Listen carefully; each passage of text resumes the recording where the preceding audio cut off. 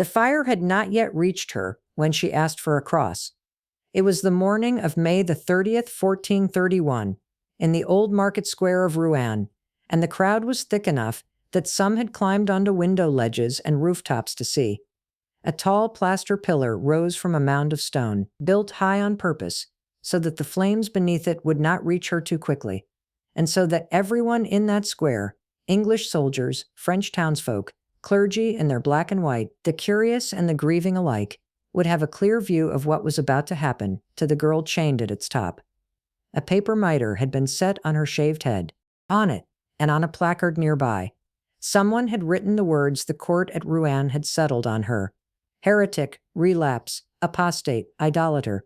She was 19 years old. She had asked, before they lit the wood, for a cross.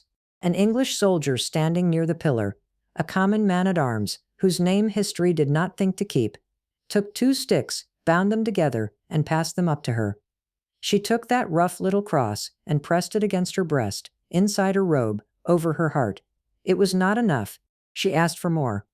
And so word was sent running to the church of Saint Sauveur nearby, and a friar brought back the parish's own processional cross, tall enough to be seen, and held it up before her, so that her eyes would have somewhere to rest besides the fire.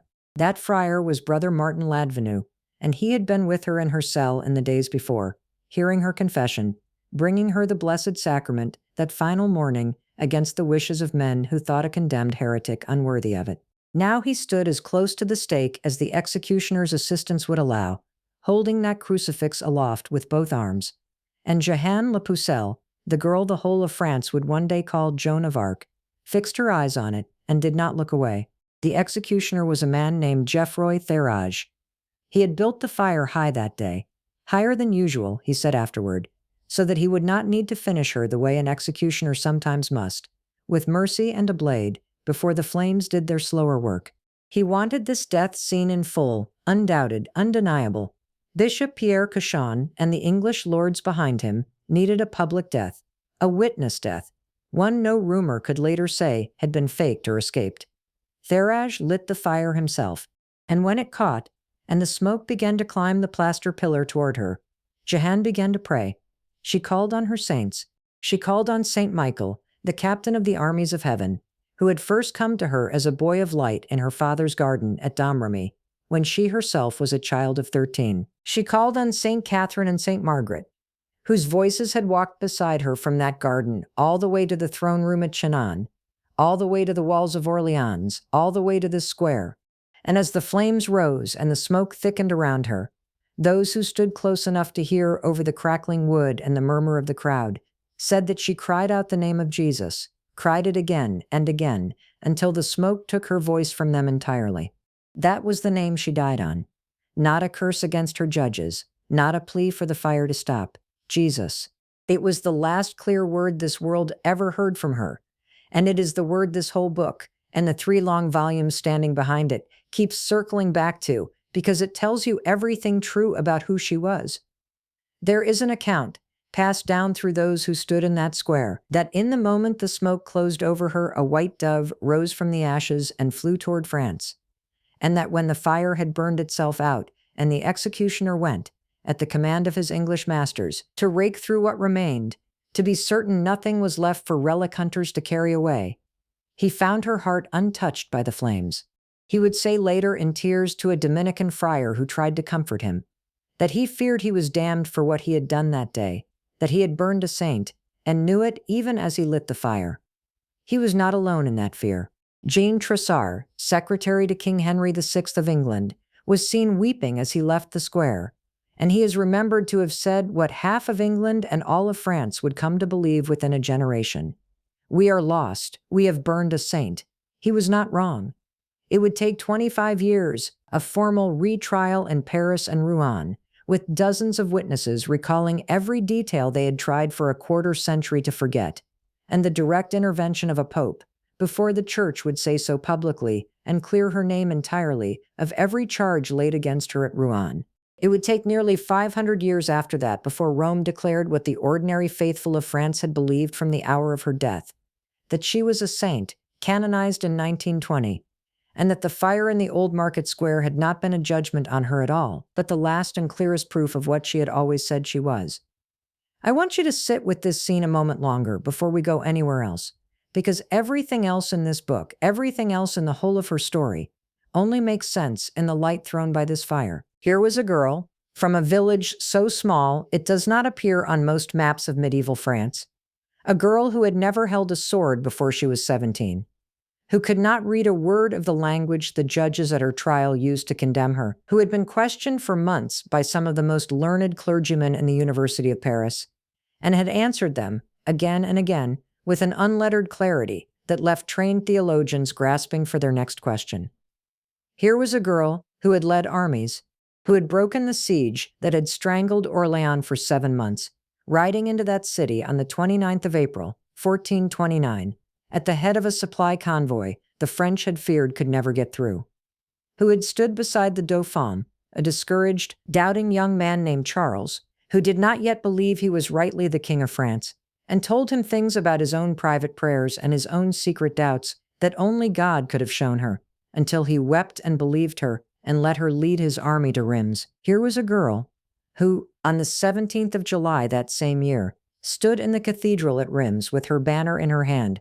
She said she loved that banner 40 times more than her sword because it had never taken a life, and watched the crown of France set on the head of the man she had always called, from the very first day she met him, her rightful king.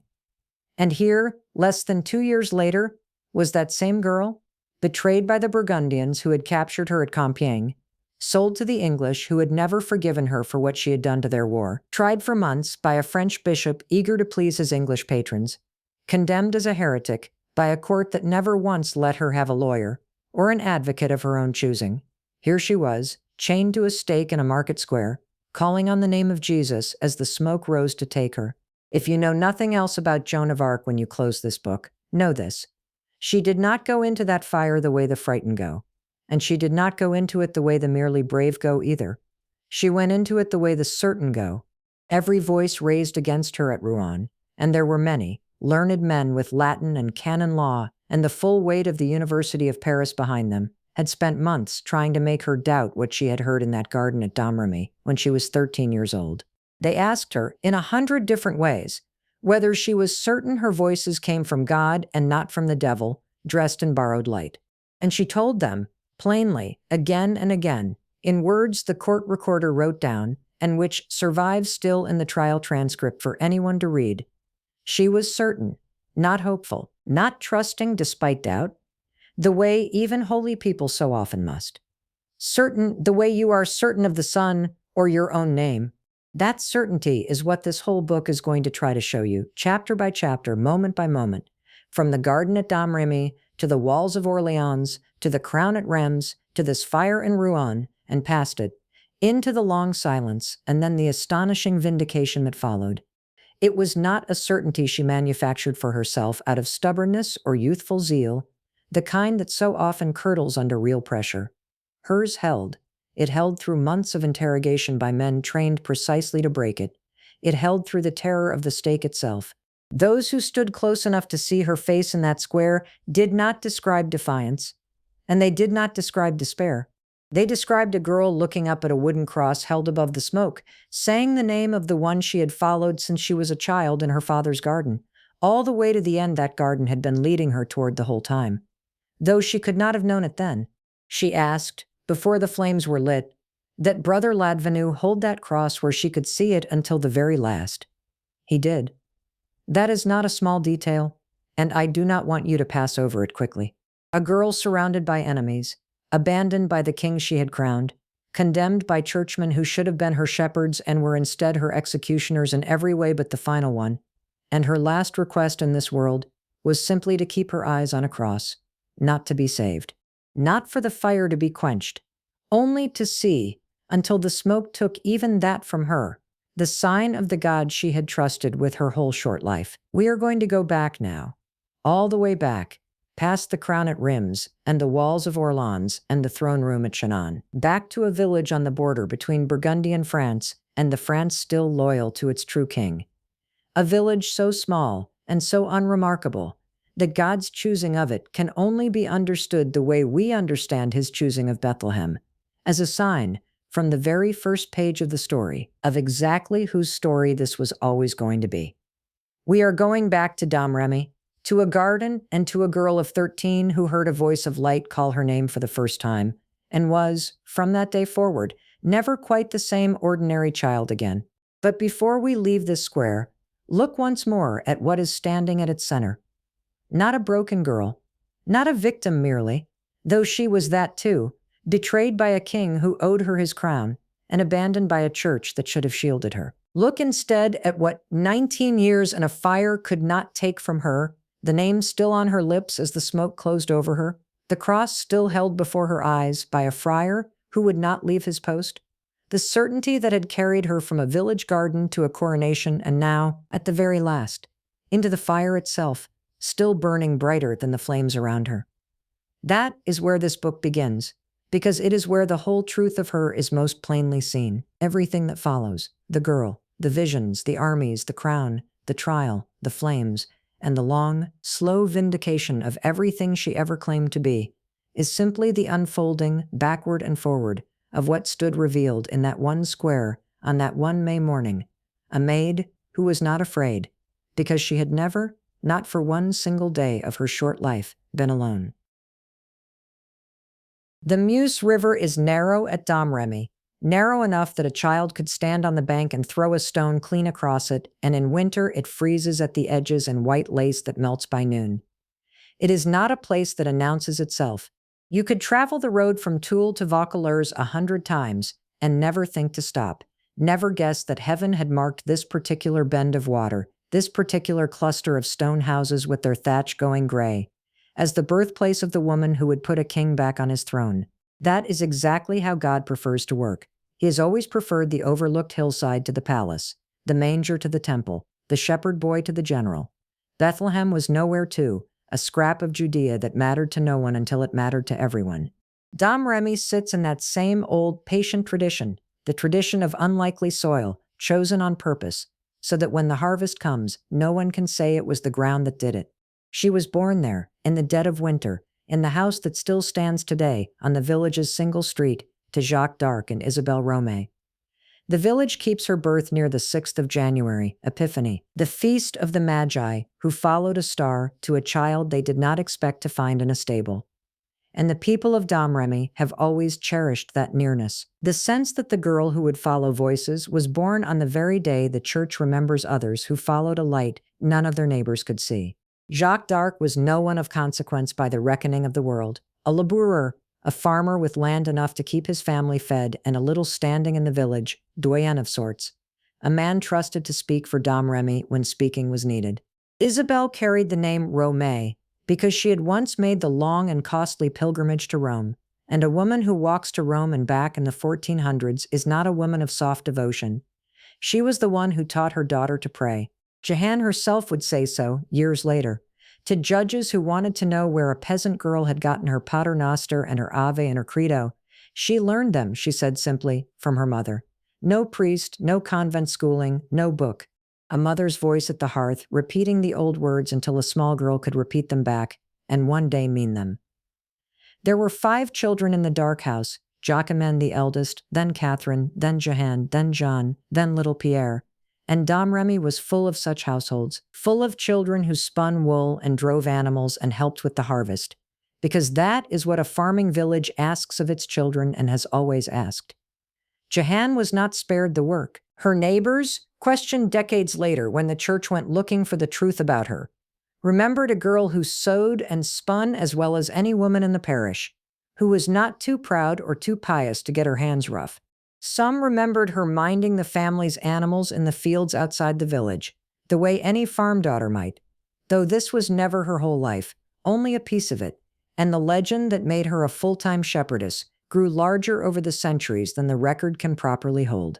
What the record holds, plainly and repeatedly, is something rarer than a girl who tended sheep. It holds a girl who prayed like no one else in Domrémy prayed. Javiette and Menguette, girls who grew up at her side and were still living when the rehabilitation judges came asking questions a quarter of a century after the fire at Rouen, remembered her exactly this way. Javiette said Jehan loved to go to church and to the hermitage more than the other girls did. Loved it, not endured it, not performed it for the neighbor's benefit, but sought it out the way another child seeks a game. Menguet remembered her going often to confession. A childhood friend named Colin recalled, with something like fond exasperation still in his old age, that he used to tease her about being too devout, and that she would only laugh and go on being devout anyway. This is not the picture of a strange or somber child. Everyone who knew her in those years, when they were asked to describe her, reached first for words like good and kind and simple, not simple in wit, for she was quicker than her judges at Rouen would ever admit, but simple in the old sense, unmixed, without guile. She did not scheme. She did not preen. She went to Mass. Domrémy's parish church was dedicated to Saint Remigius, the bishop who had baptized Clovis, the first Christian king of the Franks. Another quiet detail the village has always treasured, that the girl who would crown a king of France learned her faith in a church named for the saint who had crowned the first one.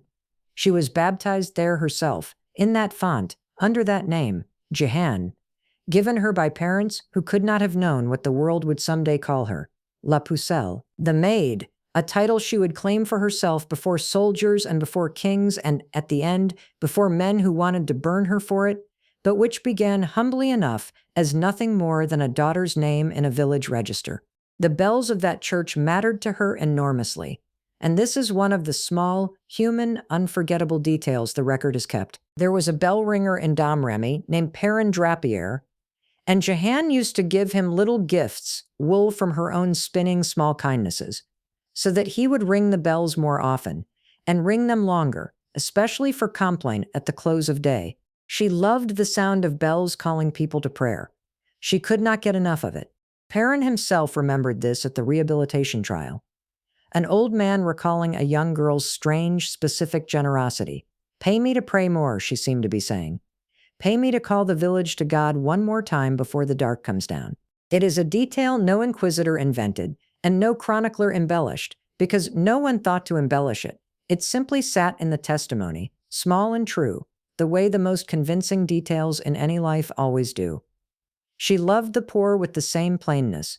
Neighbors remembered her giving up her own bed for the sick who came through Domrémy, sleeping instead on the hearth or wherever a spot could be found, so that a stranger with nowhere else to go could lie warm. She gave food from her family's table when there was food to spare, and sometimes, her friends suspected, when there was not much to spare at all. None of this was unusual charity for a Catholic household of the 15th century. Domrémy's families looked after their own and looked after strangers too, as the gospel asked of them, but the neighbors kept singling Jehan out for it, kept remembering her specifically, decades later, as the one who noticed the poor first and gave the most readily. A village does not misremember that kind of thing about a girl it watched grow up. It remembers exactly who she was, because it had 13 years to watch her be it. There was a tree outside Domrémy, an old beech the village called l'Arbre des Dames, the ladies' tree, and near it a spring the local children believed had healing properties, and around both of these clung the old, half-pagan folk memory that lingers at the edges of every Christian village in Europe.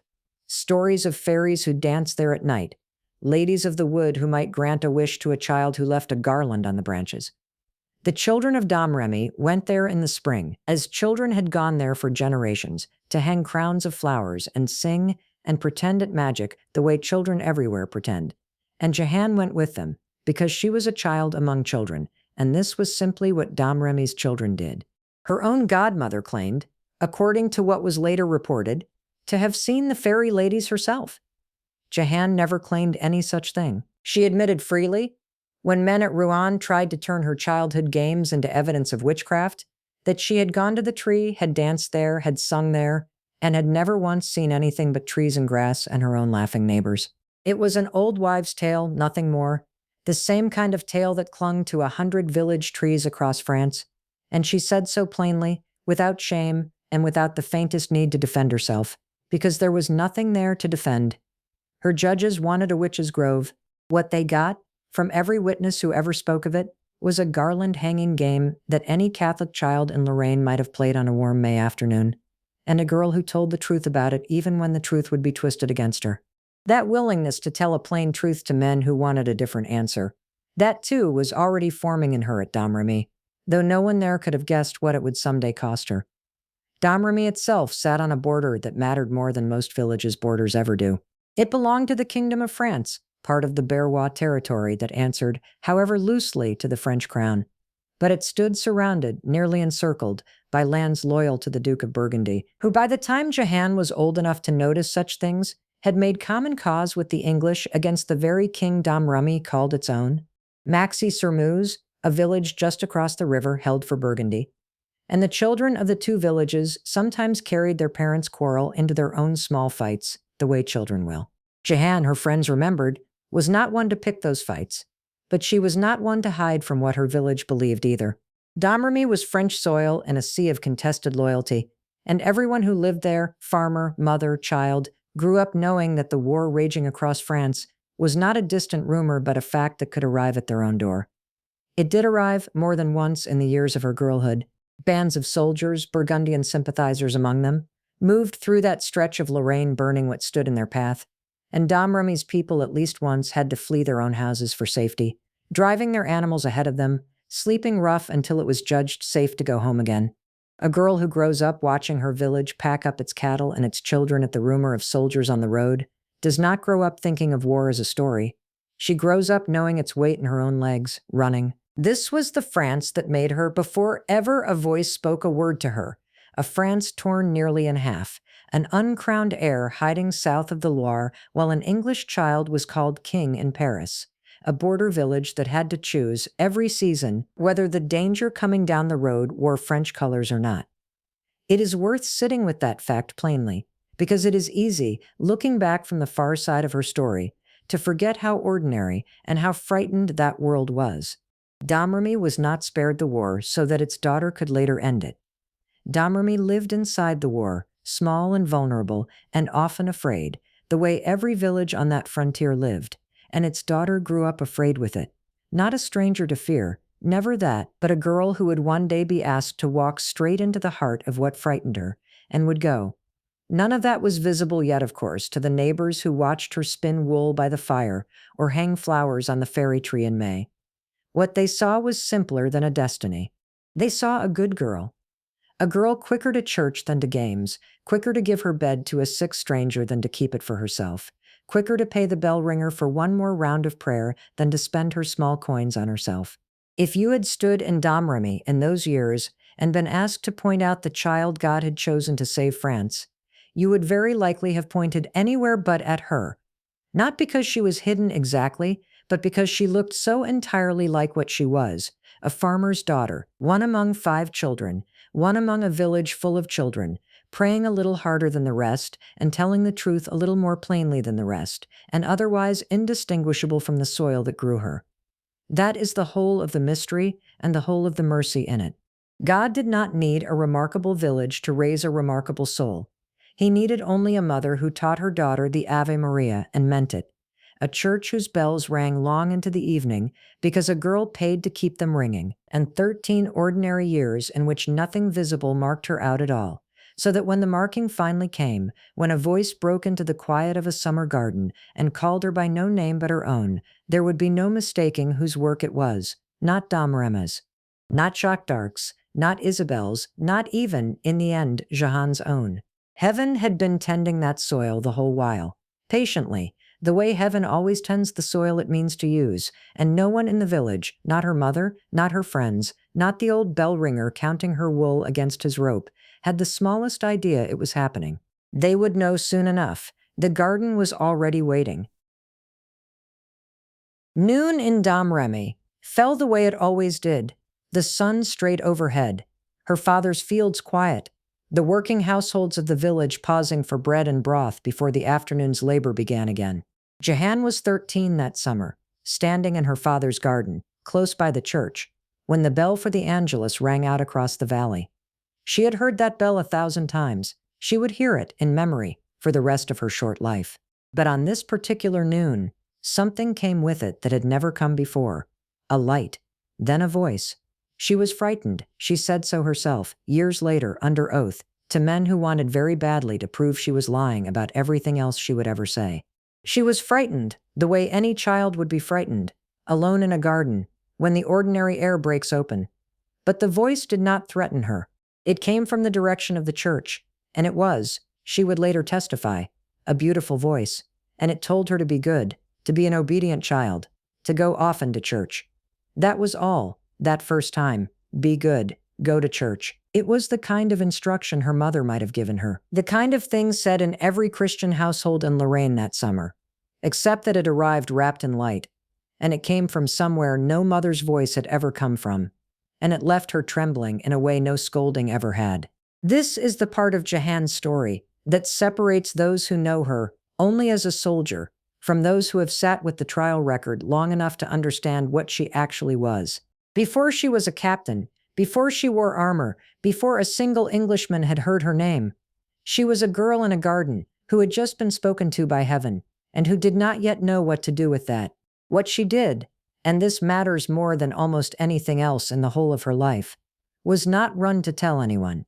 She did not go find her mother, or her cousin, or the parish priest, and announce that God had visited her at noon. She kept it. She turned it over in the silence of her own heart, the way Our Lady kept and pondered things, and she waited to see whether it would come again. It came again. Over the following days and weeks, the voice returned, and Jehan began to understand, the way any soul in true discernment eventually understands, that this was not a trick of an overtired mind, not a fever, not a story she was telling herself in the boredom of a shepherd girl's afternoons. There was a shape to it, a consistency, a holiness she recognized the way you recognize a familiar hand, even before you can name whose it is. Then the voice told her who it was. Saint Michael the Archangel, captain of the armies of heaven, the one who cast down the rebel angels, the saint most beloved in all of France, as a protector of the realm in its darkest hours, came to her in the form, she said, of a true and worthy man, not fearsome, not blazing with the terror we might expect of the Prince of Angels, gentle and grave and kind, the way a father is grave and kind when he has something serious to say to a child he loves. He showed her, in that first true encounter, a vision of the angels of paradise, some crowned, some not, some singing, and Jehan, a farmer's daughter, who had never in her life seen anything finer than the inside of the parish church at Domrémy, wept at the beauty of it. And then St. Michael told her the thing that changed the shape of her whole life. He told her of the great pity that was in the kingdom of France. Say that phrase slowly, because it is worth sitting with. Not the great danger, not the great war, the great pity. Heaven does not look at Domrémy or Orléans or Rouen the way a general looks at a map, weighing which garrison to reinforce. Heaven looks with pity, with the ache of a father watching his children suffer a wound that need not be permanent. St. Michael did not come to Jehan with strategy. He came with sorrow for a kingdom laid waste, for a dauphin dispossessed, for a people who did not yet know that God had already decided to have mercy on them, and that the instrument of that mercy was standing barefoot in a garden in Lorraine, 13 years old, still afraid of the dark. He told her something else, too, before that first great visitation ended, something that must have struck her almost as strangely as the vision itself. He told her that St. Catherine and St. Margaret would come to her, and that she was to believe what they told her, for it was by the command of God. Imagine carrying that promise through an ordinary autumn, threshing, spinning wool by the fire, walking to Mass past neighbors who saw nothing but the miller's daughter, or the wheelwright's, nothing but Jacques d'Arc's girl, a good worker, a quiet one, known in the village for slipping away to pray in the little chapel of Notre Dame de Bermont, more often than a girl her age was strictly expected to. She had been told by an archangel that 2 more of heaven's own were coming for her, and she waited, the way the whole church waits through Advent, not knowing the day or the hour, only that the promise was true. They came, St. Catherine of Alexandria and St. Margaret of Antioch, 2 virgin martyrs of the early church, women who had themselves once stood alone before hostile judges and refused, at the cost of their lives, to betray what they knew to be true, became, from that point forward, the constant companions of Jehan's inner life. She knew them by their crowns, she said. She knew them by the sweetness of their voices, and by a fragrance that came with them that she could never afterward fully describe to men who had never smelled heaven and were determined to make her say something they could twist. She loved them. She said so plainly, without embarrassment, the way you might speak of the aunts who raised you?" When they left her, after a visitation, she wept, not from fear, but because she wanted so badly to go with them, to be taken up into whatever glory they had come from, rather than be left behind in a Lorraine that grew, year by year, more dangerous for a girl in her position to talk about hearing angels in the first place. It was in this early season of her voices, sometime in those first years, while she was still very young, that Jehan made a private vow that would shape every decision of the rest of her life. She promised her virginity to God for as long as it should please him, not out of fear of men, not out of any coldness toward the ordinary joys of marriage that every other girl in Domrémy expected for herself. She made the vow the way a soul makes any vow of consecration, because she had been asked, in the deepest chamber of her heart, to belong entirely to something, and she said yes before she fully understood what the yes would cost her. Later, when the Dauphin's own theologians examined her at Poitiers, and later still, when the judges at Rouen tried every means to trap her, this vow stood as one of the few facts about Jehan that no one, friend or enemy, ever seriously disputed. She was La Pucelle. The word was not a title she adopted for effect. It was a truth she had sworn to, alone, years before any army knew her name. For 5 years, from that first noon in the garden, until the winter she finally left Domrémy for good.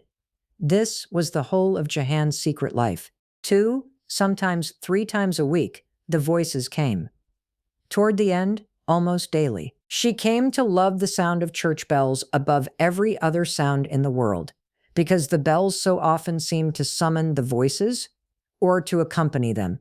And there is a story told, one of those small, human, entirely believable details that survive in the memories of people who knew her, that she once went to the man responsible for ringing the bells in Domrémy and scolded him gently for being careless about his hours, and promised him wool from her father's flock if he would only be more faithful in ringing them.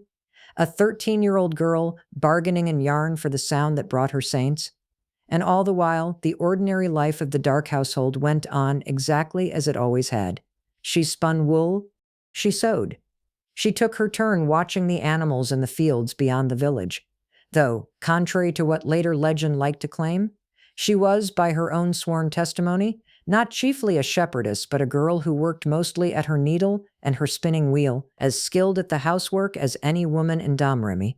Her mother would later insist to the judges of the rehabilitation. She went to confession. She went to Mass, sometimes more than once in a day, a habit her own family found slightly excessive and her neighbors found slightly strange. Nothing about the outward shape of her days announced what was happening inside them. This is worth pausing on, because it is one of the truest marks of authentic holiness the Church has always looked for. Not the spectacle, but the hiddenness. Our Lord himself spent 30 years in a carpenter's shop before 3 years of public ministry. Jehan spent 5 years in a farmer's cottage, milking, mending, praying, listening, before God asked her to do anything the world would ever see. The instructions, at first, were entirely about her own soul. Be good, be devout, go to church. It was only later she was careful at her trial to be exact about this, that the content of what her voices told her began to widen, began to press outward from her own private sanctity toward the fate of the whole kingdom. They told her of the pity of France. They told her eventually, in words she remembered precisely enough to repeat under the harshest cross-examination the Church of that century could devise, that she must go to the aid of the Dauphin, that she would raise the siege laid against the city of Orleans, that she would lead him to be anointed and crowned at Reims, in the cathedral where every rightful king of France since Clovis had received the oil of consecration. She resisted. Of course she resisted, not out of disobedience, but out of an honesty that ought to be as venerated as her courage. She told her voices more than once that she was a poor girl who knew nothing of riding, nothing of leading men, nothing of war. She said she could not do what they were asking. This is not the record of a fanatic eager for glory. This is the record of a soul being stretched, gently and relentlessly, past the edge of what she believed herself capable of, which is, if you have ever truly discerned a vocation, exactly how the call of God so often feels from the inside. Her voices did not argue the point away. They answered her fear with a promise. Fille de, they told her, daughter of God, va, va, va. Je serai à ton aide. Va, go, go, go. I will be at thy aid. Go. It is her own phrase, given exactly as she gave it under oath, and it carries in a handful of words the entire theology of her life. Not that the mission would be easy, not that she would be spared suffering, but that she would not be doing it alone. The help was promised before the departure. That is the order heaven always seems to keep. The grace arrives before the task is finished, sometimes even before it is begun, so that the soul walks forward not on the strength of its own courage, but on the strength of a word already given. She told no one, not her mother, not her father, not the parish priest who heard her confessions and surely noticed how often she came, not even, for the longest time, the cousin who would eventually help her take the first real step out of Domrémy. 5 years is a long time to carry a secret of that size inside a village where everyone knows everyone's business, where a girl who prayed too much was already the subject of gentle teasing among the other children, who are remembered to have accused her, half in jest, of being a little too pious for her own good. She bore the teasing, she bore the isolation of holding, alone, a knowledge no one around her could have believed if she had spoken it aloud. She bore it the way the earliest saints bore the private years before their public witness, Moses in Midian, David among the sheep, Our Lady herself in the silence of Nazareth before Gabriel's word became known to anyone but her. By the time she was 17, the pressing of the voices had grown too constant, too specific, too urgent to hold inside the walls of her father's house any longer. She was not the same girl who had trembled in the garden 4 years before. She had been taught, patiently, faithfully, 3 saints working on one soul across 5 hidden years, everything she would need to carry into the world what she had first received in secret. She no longer doubted what she had heard, or who had spoken it, or what it would cost her to obey. She needed only a door, and in the last months of 1428, that door began at last to open. The road from Domrémy to Vaucouleurs is not long, perhaps 4 leagues, a morning's walk for a girl accustomed to walking. Jehanne made it in May of 1428, 16 years old, led by her cousin's husband Durand Laxart, who believed her and who would keep believing her long after wiser men had stopped.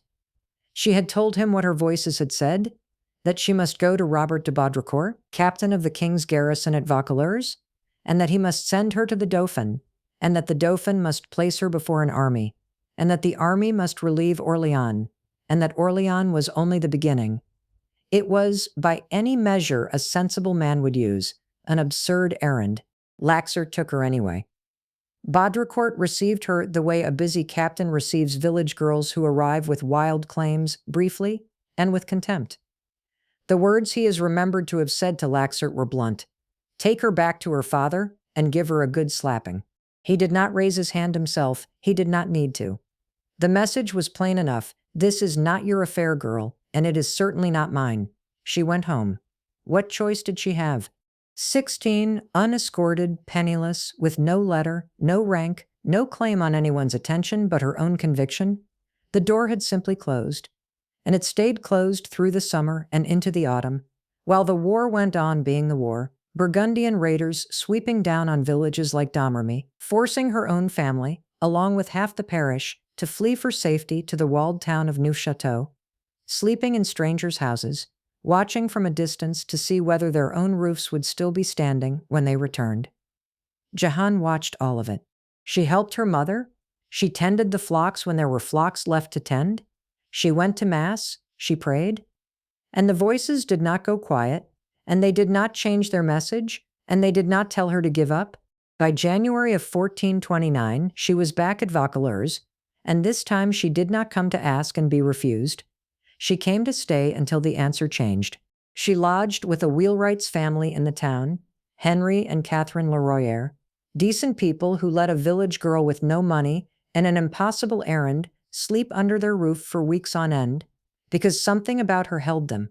Catherine Leroyer would later testify to what she saw in that house. A girl who prayed constantly, who wept when men mocked her purpose, who never once wavered on the substance of what she had come to do, however many times the town's idle young men laughed at her in the street. And they did laugh. A peasant girl announcing that she would save the kingdom of France was, to the garrison soldiers lounging in Vaucouleurs, the best joke of the winter. Not every soldier laughed. Two young noblemen of the garrison, John de Metz and Bertrand de Poulengy, sought her out instead. Curious, perhaps skeptical, but willing to hear her say it herself, John de Metz asked her plainly what she was doing there. A girl in a peasant's dress talking about kings and armies while the captain's men made sport of her at every corner. Her answer has come down to us, and it is worth setting beside anything spoken by a general on the eve of battle. She told him that the kingdom of France did not belong to the Dauphin but to her lord, and that her lord willed the Dauphin to be made king, and that she must go to him. And then she said the line that tells you everything about the fire in her, that she would rather be with the king than have any earthly comfort, and that before the middle of Lent she must be with him, even if she had to wear her legs down to the knee to get there. John de Metz did not laugh at that. He asked when she wished to leave. Not tomorrow, not next week, now, better today than tomorrow. Bertrand de Poulengy would remember the same conviction in her, unshaken by scorn, unshaken by delay, unshaken by a captain who still would not say yes. And then something happened that even a hardened soldier could not laugh away. On the 12th of February 1429, some leagues to the south near the village of Rouvray, a French force attempting to intercept an English supply convoy, wagons loaded chiefly with barrels of herring for the Lenten fast, which is why history remembers it as the Battle of the Herrings, was routed badly, a humiliation for the cause Jehan claimed to serve. Word of it took 2 days to travel north to Vaucouleurs. But Jehan, by every account that survives from those who were present, spoke of a great misfortune having befallen the king's men before the news itself arrived. Spoke of it with the plain certainty of someone reporting a fact already known to her, not predicting a possibility. When the courier finally rode in with the confirmed report, matching what she had already said, Robert de Baudricourt understood that he was dealing with something he could not dismiss as a farm girl's fancy. He was still cautious. He was a soldier, not a fool, and he had heard of false mystics and of worse things wearing the mask of holiness. Before he would commit his own name and his own garrison's honor to escorting her, he sent for a priest to examine her. Some accounts say to test whether an evil spirit might be speaking through her rather than a good one, using the old and sober method of the stole, the sign of exorcism, watching to see whether she would flee or falter before it as an unclean spirit would. She did not flee. She knelt, and she was unafraid, and whatever fear had been in the room belonged to the men watching her, not to the girl herself. That was enough for Baudricourt.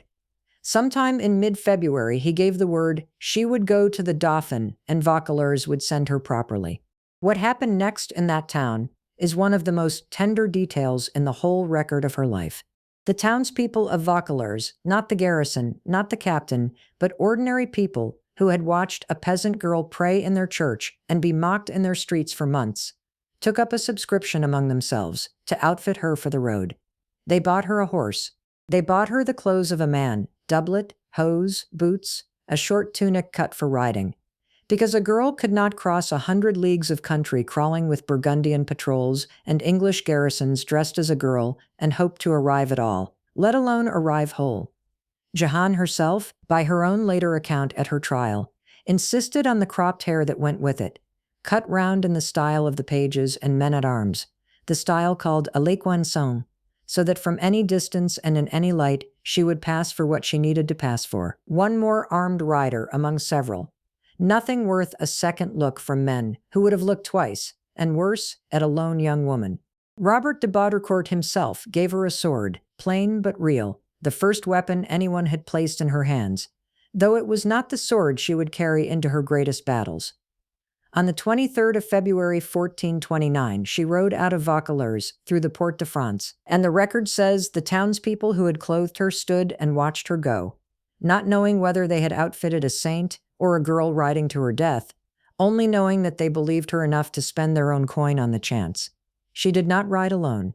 Baudricourt sent her with an escort of 6, John de Metz and Bertrand de Poulengy, the two who had first taken her seriously, Calais de Vienne, a royal messenger who knew the roads and the dangers on them better than any local guide, an archer named Richard, and 2 more men, servants to Metz and Poulengy, whose names have come down to us more faintly, but whose presence mattered just as much.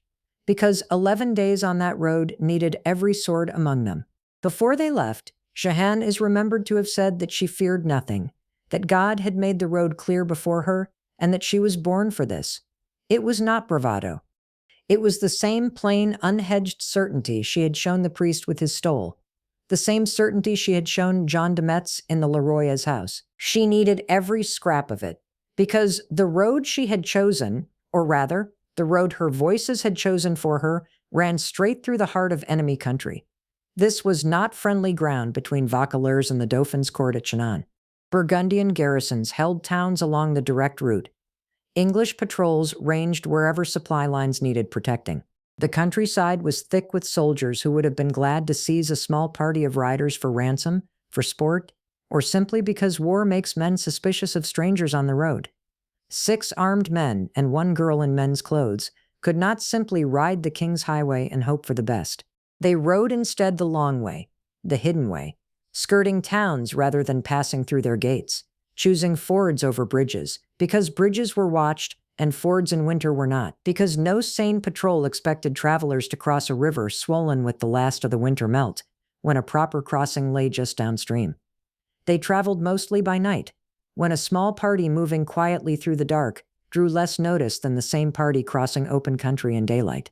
By day they slept where they could, in the shelter of woods when no roof offered itself, in the naves of country churches when one stood empty and unwatched, wrapped in whatever cover the season allowed, because February in that country is not gentle, and the ground does not forgive a traveler who lies down on it unprepared. Jehan slept among the men as one of the men, by necessity and by her own evident comfort with it. There was no chamber reserved for her, no separate fire, no concession to her sex beyond the clothes that hid it.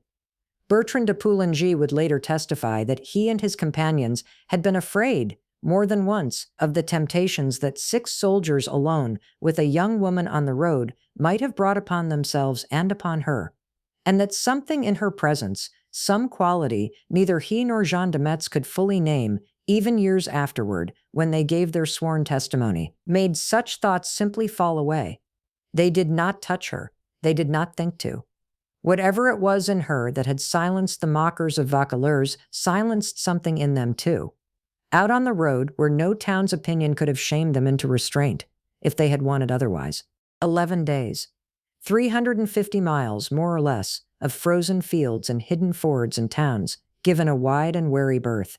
Of nights when every sound in the dark might have been a Burgundian patrol, and sometimes was. Jean de Metz recalled, decades later at the rehabilitation, that Jehan bore the hardship of that ride better than the soldiers who had made a life of hardship, that she never complained, never asked to slow the pace, never once suggested that the road was harder than she had expected.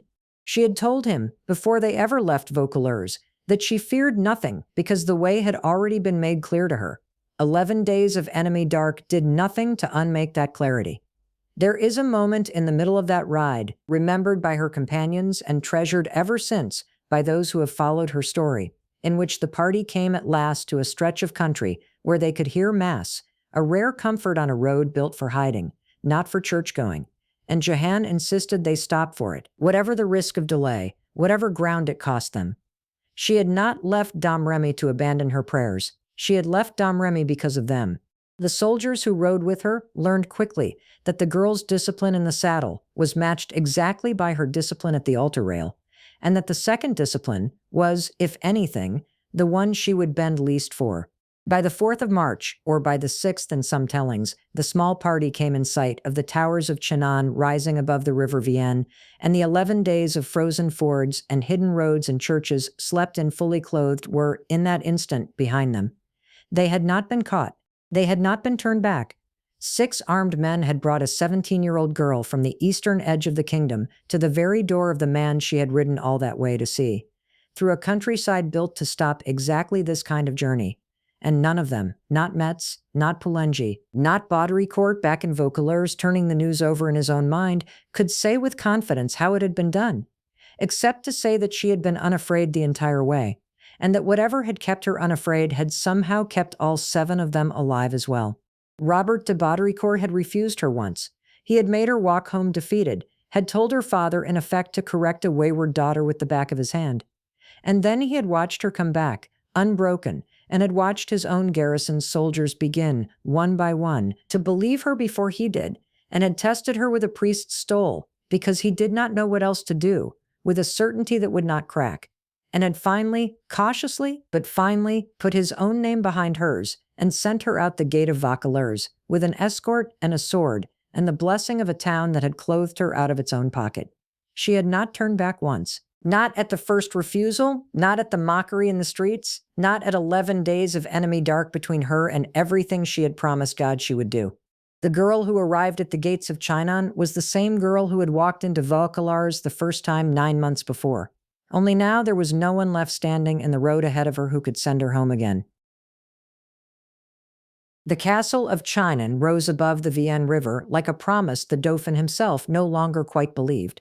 Jehan had ridden 11 days to reach it, through country thick with English patrols and Burgundian sympathizers, disguised as a young soldier, sleeping in her borrowed clothes beside men who swore afterward they never once thought of her as a woman to be touched. She arrived at Chinon on the 23rd of February, 1429, and then she did the hardest thing yet asked of her.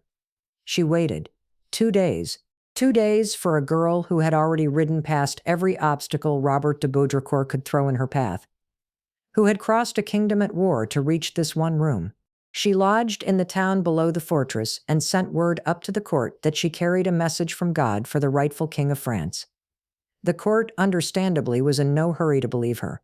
Charles had counselors who whispered that she might be a witch, a spy, a madwoman, or worse, a joke, that would make him a laughingstock before all Europe.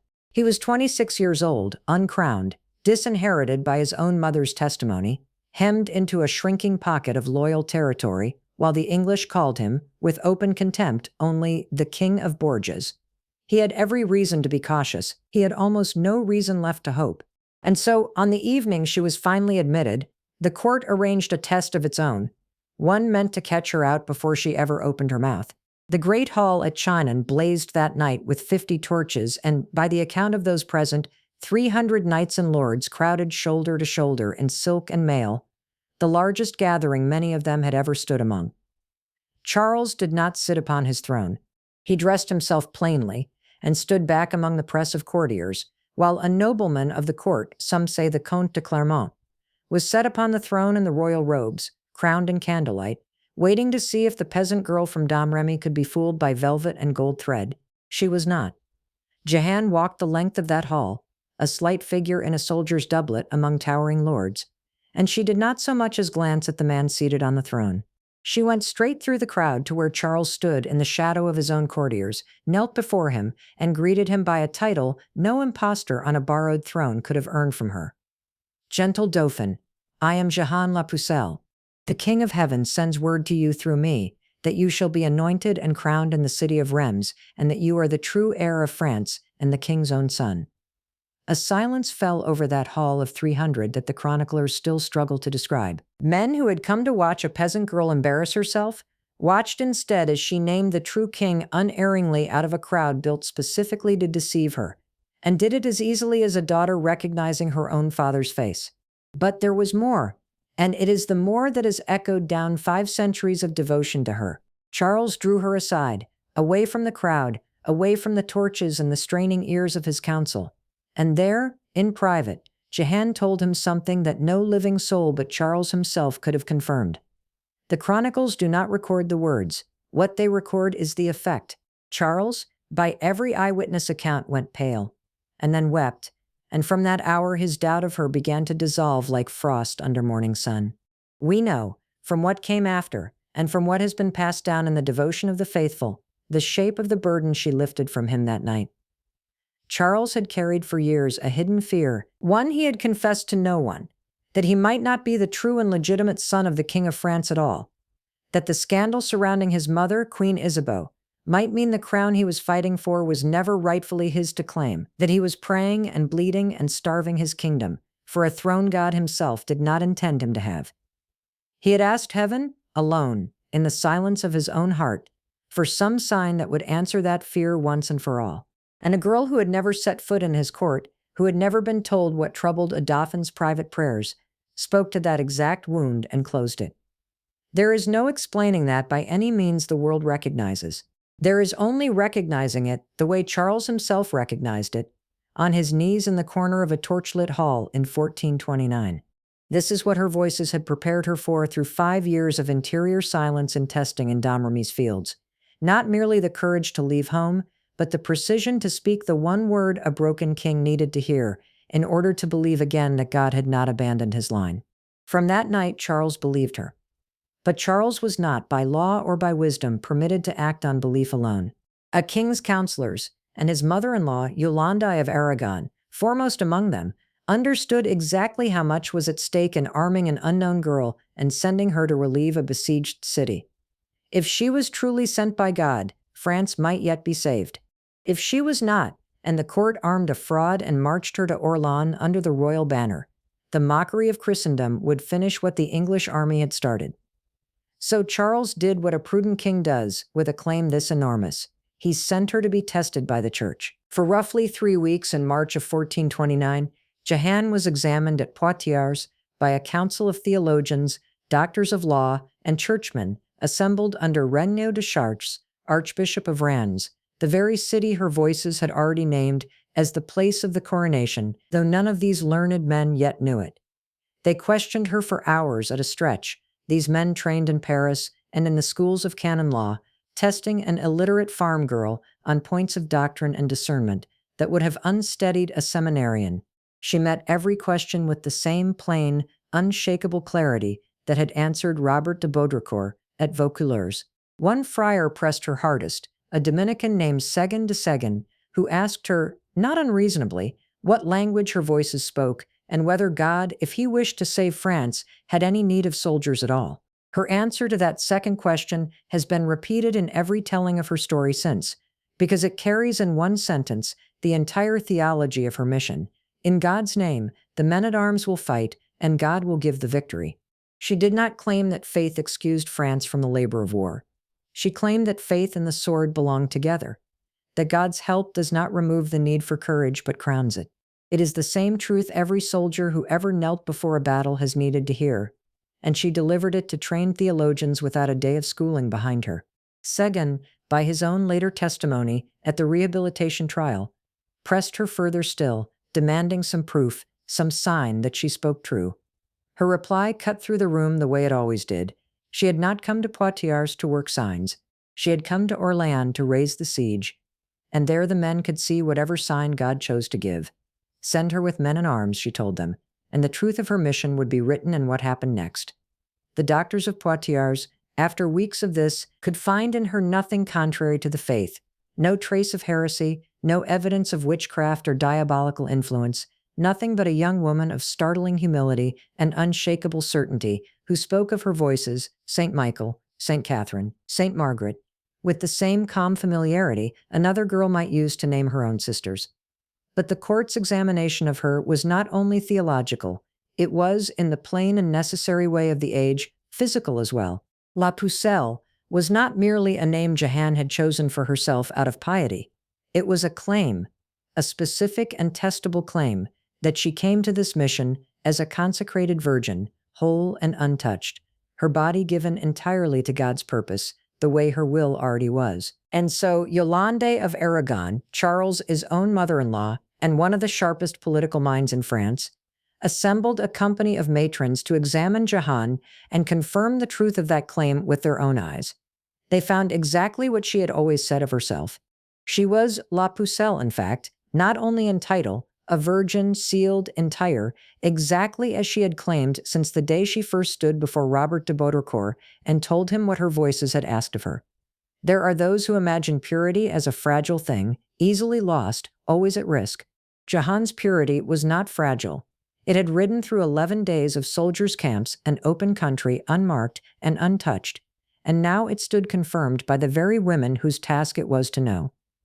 With the theologians satisfied and the matron's report delivered, the council at Poitiers reached its judgment, and it was the judgment the whole of France had been waiting years to hear from someone in authority. They found no reason to forbid her, and every reason, given the desperate state of the kingdom, to let her be tried in the one court that mattered most, the court of the battlefield itself. Orléans was starving under siege. The English had ringed the city with a chain of fortresses and cut its supply lines to the bone, and every week that passed without relief brought the city closer to falling, and France with it. If God had truly sent this girl, Poitiers reasoned, then let her prove it where proof would actually save lives. Charles agreed. And now the slow work of belief became the fast, joyful work of arming her for war. The first thing Jehan asked for was not a sword from any armory in Chinon or Tours, though plenty were offered to her. She told the court that a sword was waiting for her already, buried behind the altar of the church of Sainte Catherine de Fierbois, marked with 5 crosses upon its blade, and that her voices had shown her exactly where to find it.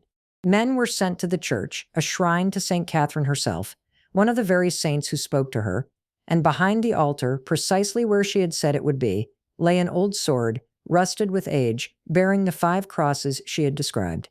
The clergy of Fierbois cleaned it, and it rang true and sound the moment the rust fell away. It became her sword for the whole of the campaign that followed. Carried at her side, though she herself would insist, again and again to those who asked, that her banner was the thing she loved 40 times more than any blade. That banner she designed herself in every particular, telling the painter exactly what her voices instructed her to place upon it: a field of white linen sewn with gold fleurs-de-lis, the figure of Christ in majesty holding the world in his hand, an angel on either side, and the words Jesus Maria stitched above the image where every soldier who rode behind her would see them lifted against the sky. She told her judges plainly, years later at Rouen, that she carried the banner rather than the sword precisely to avoid killing any man with her own hand, that her calling was to lead men to victory, not to spill blood herself, and the banner said everything about her mission that the sword could not. She was fitted, too, with a suit of white armor made to her measure, a costly commission, for a girl's frame is not a soldier's, and every plate had to be forged and fitted new. Charles gave her a household of her own to match the office he was now trusting her with. Jean d'Aulon appointed as her steward and squire, a young page named Louis de Coute to serve at her side, and permission for her own brothers John and Pierre to ride with her from Domrémy itself, family joining the girl who had once slipped away from her father's house in the dark, rather than be forbidden this very hour. It is worth pausing on what had actually happened between the night she knelt at Chinon and the morning she rode out armored and armed. A king who had doubted his own legitimacy now believed himself confirmed by heaven through the mouth of a farm girl.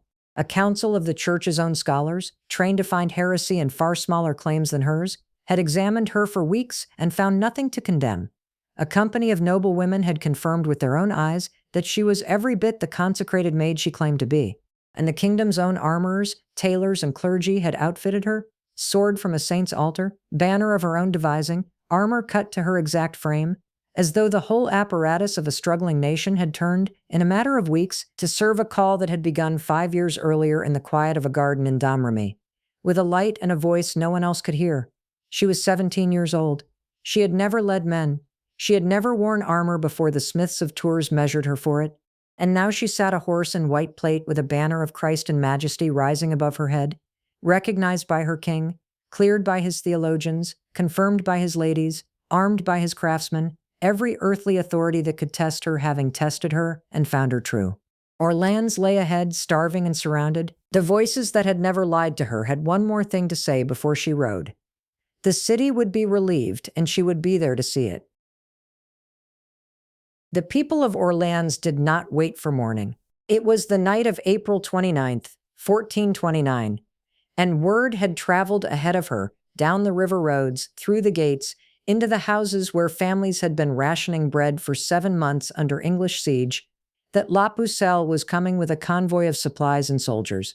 They came out with torches. Jean, the bastard of Orléans, the city's defender and a prince's natural son who would one day be its most trusted lord, rode out himself to meet her on the riverbank, and by his own testimony, given decades later at the trial that cleared her name, he did not know quite what to make of the girl in white armor who greeted him first, not with courtesy but with something close to reproof.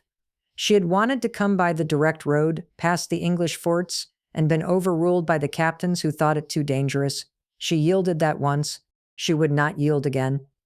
She entered the city by torchlight on a white horse, her banner catching the wind, and the chronicler who recorded the scene says the flames came so close to the fabric of her standard that people feared for it, and that she reached out and pinched out the sparks with her own gloved hand, as calm as if she were snuffing a candle at home.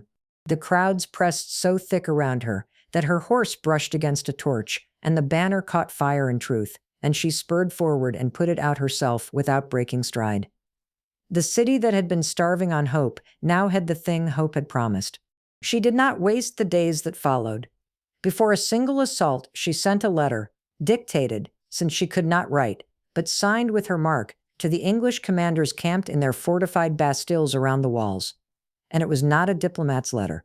She addressed the Duke of Bedford, regent of the English crown in France, and the captains Talbot and Suffolk by name, and told them plainly, in the voice of one who has been given the words and does not soften them, "Withdraw, in the name of the King of Heaven, or be driven out by force." They answered her with mockery. They called her names not fit for repeating and threatened to burn her. She wept, witnesses said, not from fear but from something nearer grief, that men would not simply listen when God's terms had been laid before them so plainly. Then she went to work. On May 4th, French forces took the English fortress of St. Loup, and Joan arrived on the field in the middle of the fighting, her banner raised, and the tide of the assault turned with her arrival, in a way the soldiers noticed and never forgot. On May 6th, the Bastille of the Augustins fell. On May 7th came the Tourelles, the great fortified bridgehead that commanded the river crossing, the key to the whole siege. And it was there, scaling the wall with a ladder in the thick of the assault, that an English crossbow bolt struck her above the breast, between the neck and the shoulder, and drove her down. She was carried from the field. She wept when the arrow was drawn out. She was 17 years old, and it hurt. And then, by the testimony of the men who stood near her, she prayed. And within the hour she was back on her horse, and back at the wall, her banner lifted again, where the soldiers could see it. Denaz said afterward that the assault had nearly been called off before she returned, that the captains had judged the position too costly, and were ready to sound retreat when she rode back among them and told them to wait, to watch, that the place would be theirs. It was. The Tourelles fell before nightfall, and the English commander who had held it, Sir William Glassdale, drowned in the river as the bridgehead collapsed beneath him, a man who, by report, had jeered at her from the walls only days before as a cowherd and a witch. The next day, May 8th, the English army that had encircled Orleans for 209 days formed up outside the walls in battle order, as if to offer one last fight. The French captains wanted to meet them. Joan would not permit it. It was a Sunday, and she had an altar set up facing the enemy lines, and mass said in full view of both armies, and she told her men that if the English attacked, they were free to defend themselves, but that she would not lead an assault on the Lord's Day if it could be avoided. The English broke camp and marched away without a blow struck. The siege that had seemed unbreakable for 7 months ended in 9 days, counted from the night she entered the city to the morning the English army withdrew, and the numbers stayed fixed in the memory of everyone who was there, the way certain numbers do when they mark the hinge of history. 9 days, and the impossible was done. Orleans has never forgotten it. To this day, the city keeps the 8th of May as a feast, with a procession that has run, with only the interruptions of war and revolution, for nearly 600 years, a whole city's memory bent, generation after generation, around 9 days in the spring of 1429, and the girl who could not have won them by any calculation but faith. What came after Orleans is sometimes passed over quickly by those telling her story, as though the great deed were done and the rest were simply mopping up. It was not simply anything. The Loire campaign that followed in June of 1429 was fought at a pace that startled even the men who rode beside her. A pace that has the shape, when you lay the dates end to end, of something being pushed forward faster than ordinary human momentum accounts for. On June 11th and 12th, French forces under Joan and the young Duke of Alençon, she had taken to calling him her beau duke, her handsome duke, and he came to trust her so completely that he later testified he never made a decision in the field without her counsel. Took the town of Jargeau by storm. Joan was struck again in that fight, a stone glancing off her helmet as she stood on a scaling ladder, and again she did not leave the field. Meung-sur-Loire fell days later. Beaugency surrendered on June 17th after a brief siege, its garrison marching out under terms, rather than face what had happened at Jargeau. 3 fortified towns, each one the English had expected to hold for weeks, taken inside a single week. Then came Patay. On June 18, 1429, the retreating English army, reinforced under Sir John Fastolf, marching to relieve the garrisons that had already fallen without knowing it, was caught in the open field near the village of Patay by the French vanguard under La Hire and the Duke of Alençon. It was not a siege, it was a running battle, fast and total. The English longbowmen, who had broken French chivalry at Agincourt 14 years before and made themselves the terror of every field in France, never had time to plant their stakes and form their line. The French cavalry struck them still in column, and what followed was less a battle than a rout. English dead numbered in the thousands. French losses were counted in the dozens. Talbot, the great English commander whose name had been spoken with dread across the Loire Valley for a generation, was captured on the field. Fastolf fled, and was so disgraced by the flight that Alençon's own household later mocked him for it, a humiliation that followed the man for the rest of his career. Joan was not in the front rank at Patay. The cavalry had ridden ahead too fast even for her. But the army fought as her army, moving with the confidence she had put into it since Orléans.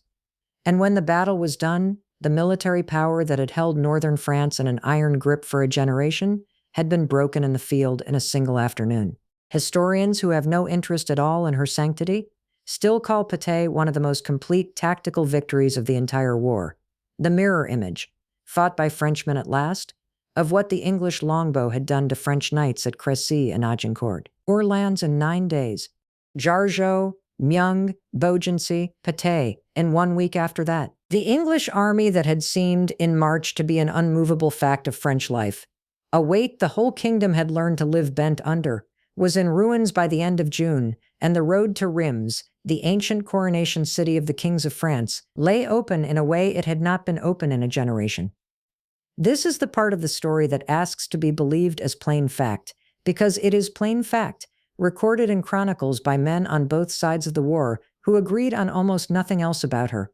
The girl from Domrémy, who could not read, had in less than 2 months, from the day she first rode out from Vaucouleurs, broken the siege that had defined the war for a generation and shattered the field army that had enforced English rule across half of France. No embellishment is needed to make this remarkable. The bare timeline does the work. What she wanted, through all of it, was not more war. It was Rheims. From the beginning, since Chinon, since the first hearing before the Dauphin, she had said her mission had 2 parts: raise the siege of Orléans and lead the Dauphin to Rheims to be crowned and anointed king. Rheims lay deep in territory the English and their Burgundian allies controlled, well over 100 miles through country thick with garrisons still loyal to the enemy. Charles's own counselors thought the plan reckless. Some argued for consolidating gains along the Loire instead, for caution, for the slow method that had governed the war for a generation. Joan pressed.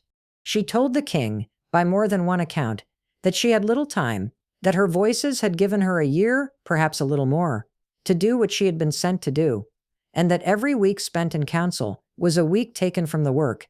The march began in late June, and it went, again, with a speed that startled everyone who had learned to expect siege warfare's slow, grinding pace.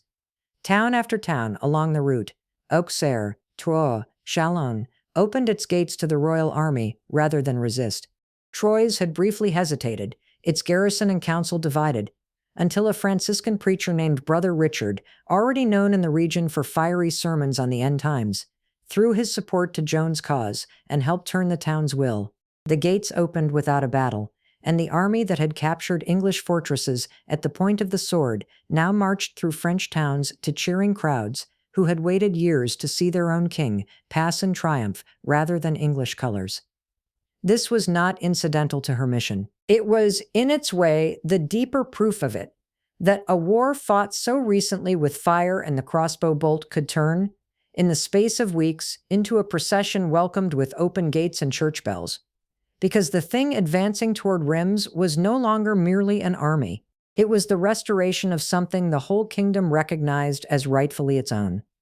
Reims itself opened its gates on July 16th without resistance, its citizens turning out to see the king they had not seen in their city in a generation, and the girl who had brought him there riding at his side.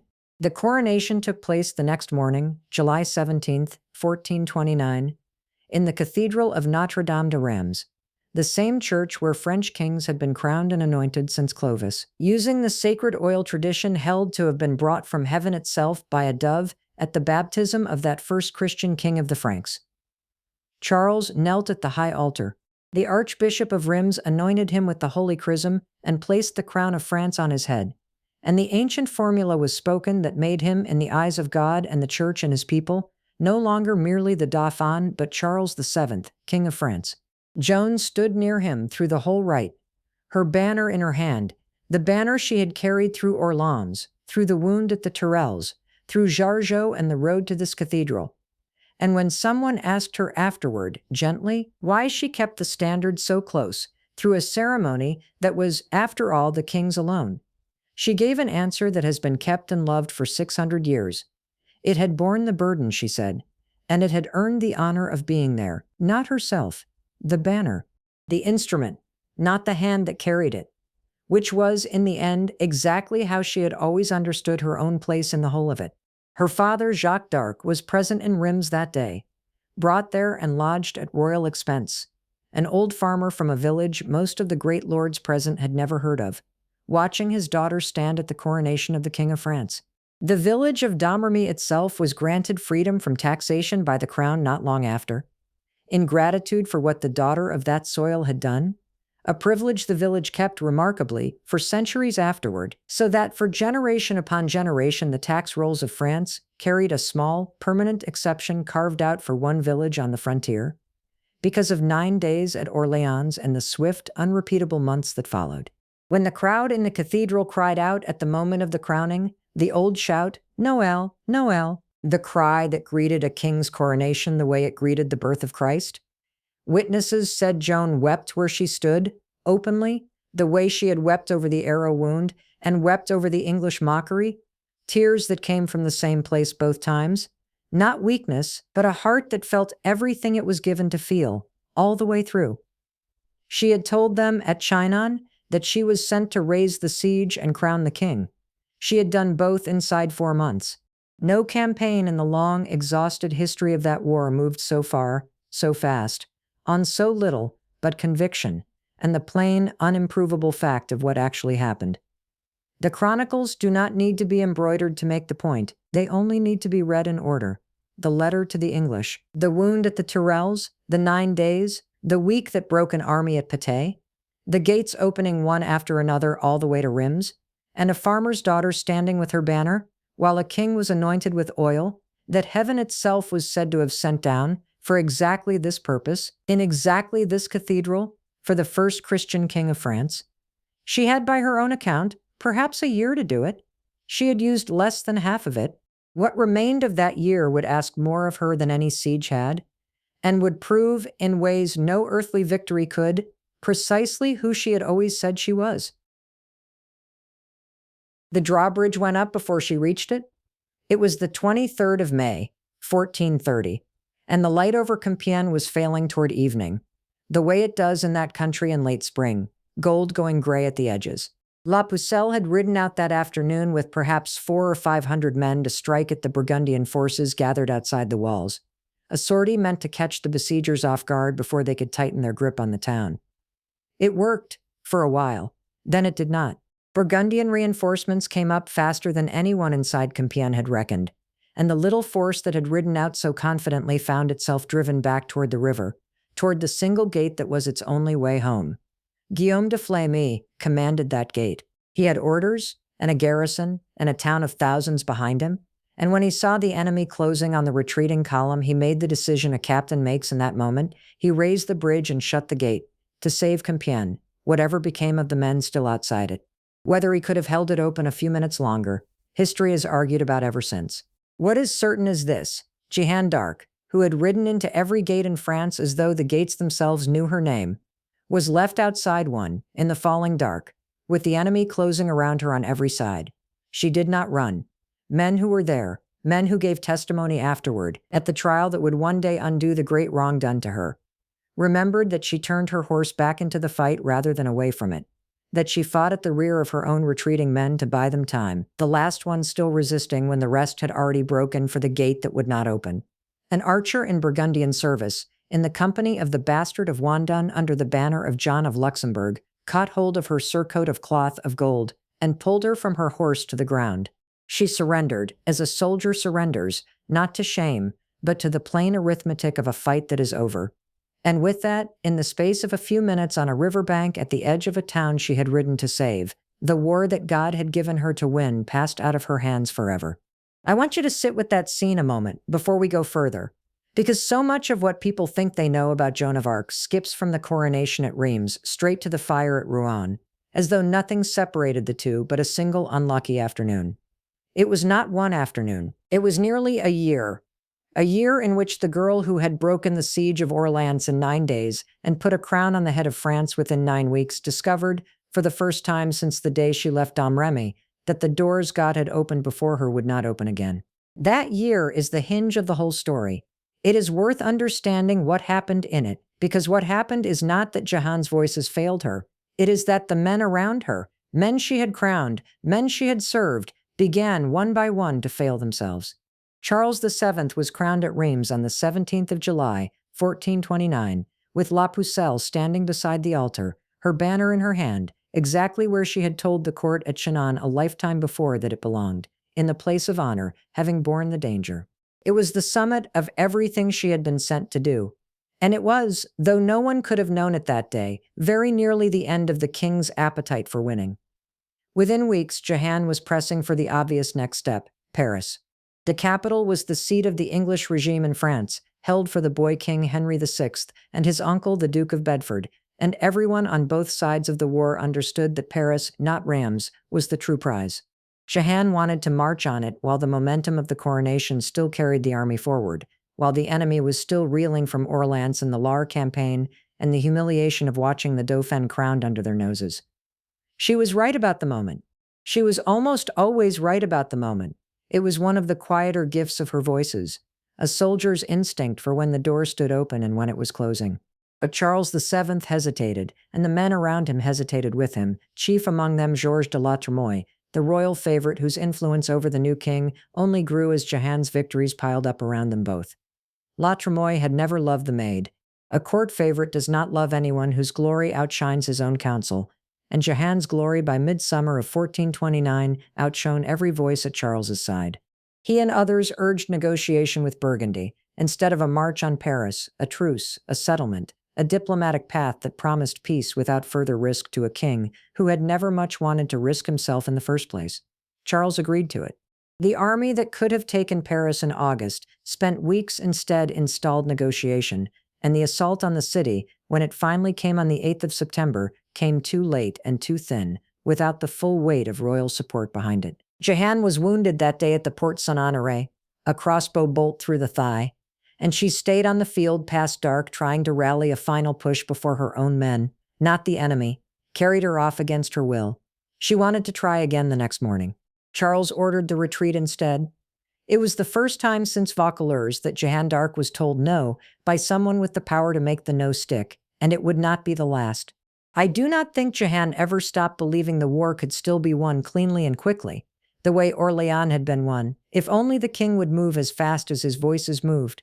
That is, I think, the quiet sorrow running under the whole autumn and winter of 1429 into 1430. Not despair, never despair, but the mounting frustration of a girl who had been given 9 days to save a city and a kingdom in 9 weeks, now watching those same weeks stretch into months of court maneuvering, half-hearted campaigns, and a king content, it seemed, to hold what he had, rather than finish what she had started. She fought where she could. There was a failed siege at La Charité-sur-Loire that winter, undersupplied and abandoned before it could succeed, one of the few outright setbacks of her military career, and telling precisely because it happened in a season when the crown's support for her campaigns had grown thin and unreliable. Where Orléans had been given every resource the crown could muster, La Charité was given scraps. The difference showed, and yet she stayed. This is worth saying plainly, because it is easy, looking back from the vantage of the stake at Rouen, to imagine those months as a slow fade, a girl losing her purpose. She did not lose it. She stayed with the army, through a winter that offered her no glory and increasingly little support, because her voices had not told her the mission was finished, and because the towns and garrisons still loyal to the crown needed defending whether or not the royal court found it convenient to defend them. When word came in the spring of 1430 that Compiègne, a town that had declared for Charles VII and refused to submit to Burgundy, was under siege by Burgundian and English forces determined to make an example of it, Jehanne did not wait for the court's blessing. She rode toward the fighting, as she had always ridden toward the fighting, because that was where her voices had always led her, and she had never yet found a reason to distrust where they led. The court by then was not riding with her. No great relieving army came from Charles VII to break the siege of Compiègne, the way armies had once come, at her word, to break the siege of Orléans. She arrived with a much smaller company than the moment demanded, entered the town under cover of a swift approach, and threw herself into its defense with the same fire she had brought to every fight since Vaucouleurs. The sortie of the 23rd of May was her answer to the siege, an attempt to strike the enemy before they could tighten the noose, exactly the kind of bold forward action that had won every battle of her first year.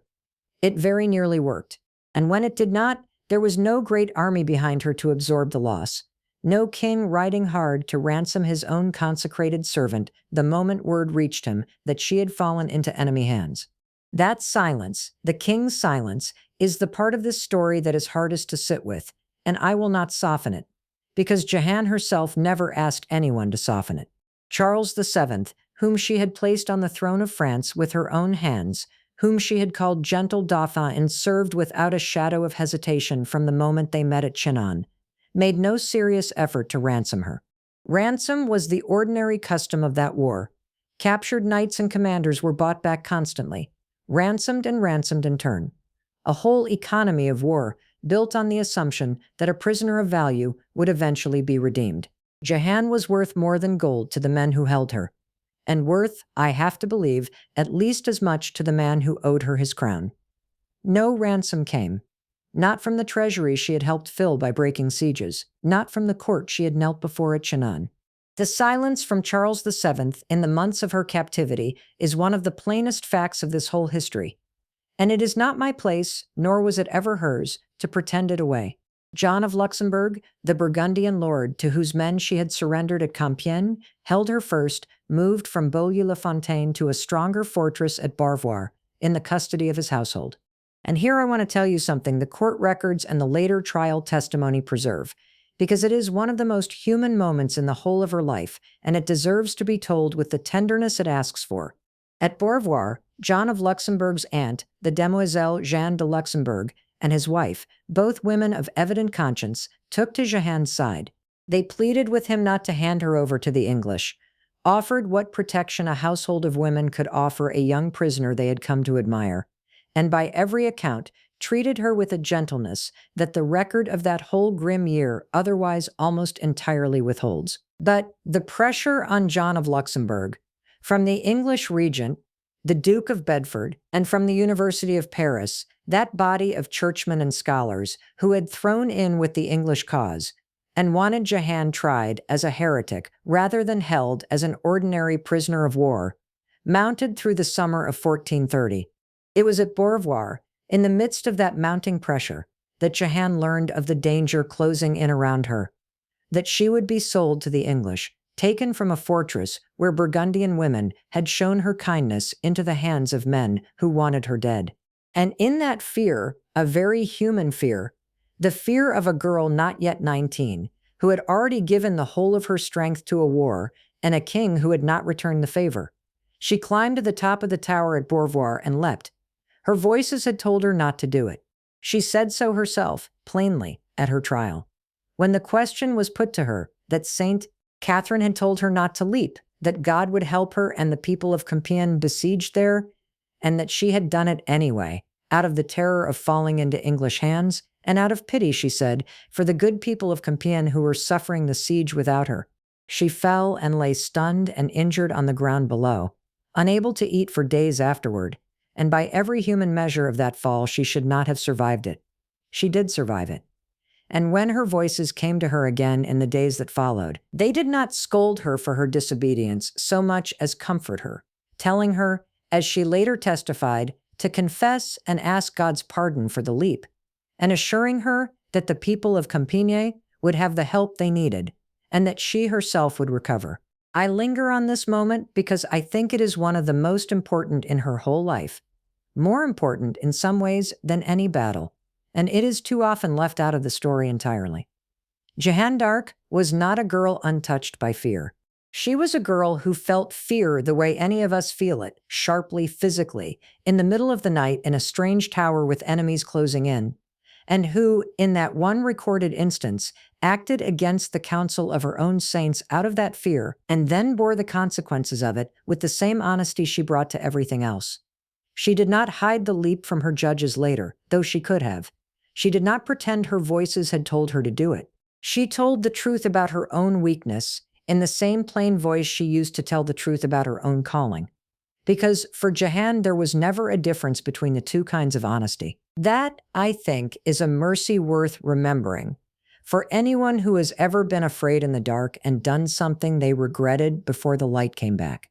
She recovered, and the things she had feared in the tower came to pass anyway, as it so often does, not because her fear had been wrong, but because the men who held the power to prevent it chose not to. In November of 1430, John of Luxembourg sold Joan d'Arc to the English for 10,000 livres tournois, a sum negotiated in part through the University of Paris, whose churchmen wanted her delivered into ecclesiastical hands, where a trial for heresy could be arranged. She was moved under guard to Le Crotoy, and from there by ship and by road to the city of Rouen, the seat of English power in occupied Normandy, where the Duke of Bedford governed in the name of the boy King Henry VI. Charles VII in Chinon and Bourges and wherever else the court kept its slow-moving business that winter, did nothing that the record preserves as a serious attempt to bring her home. Not a ransom offered, not a raid mounted, not an ambassador sent.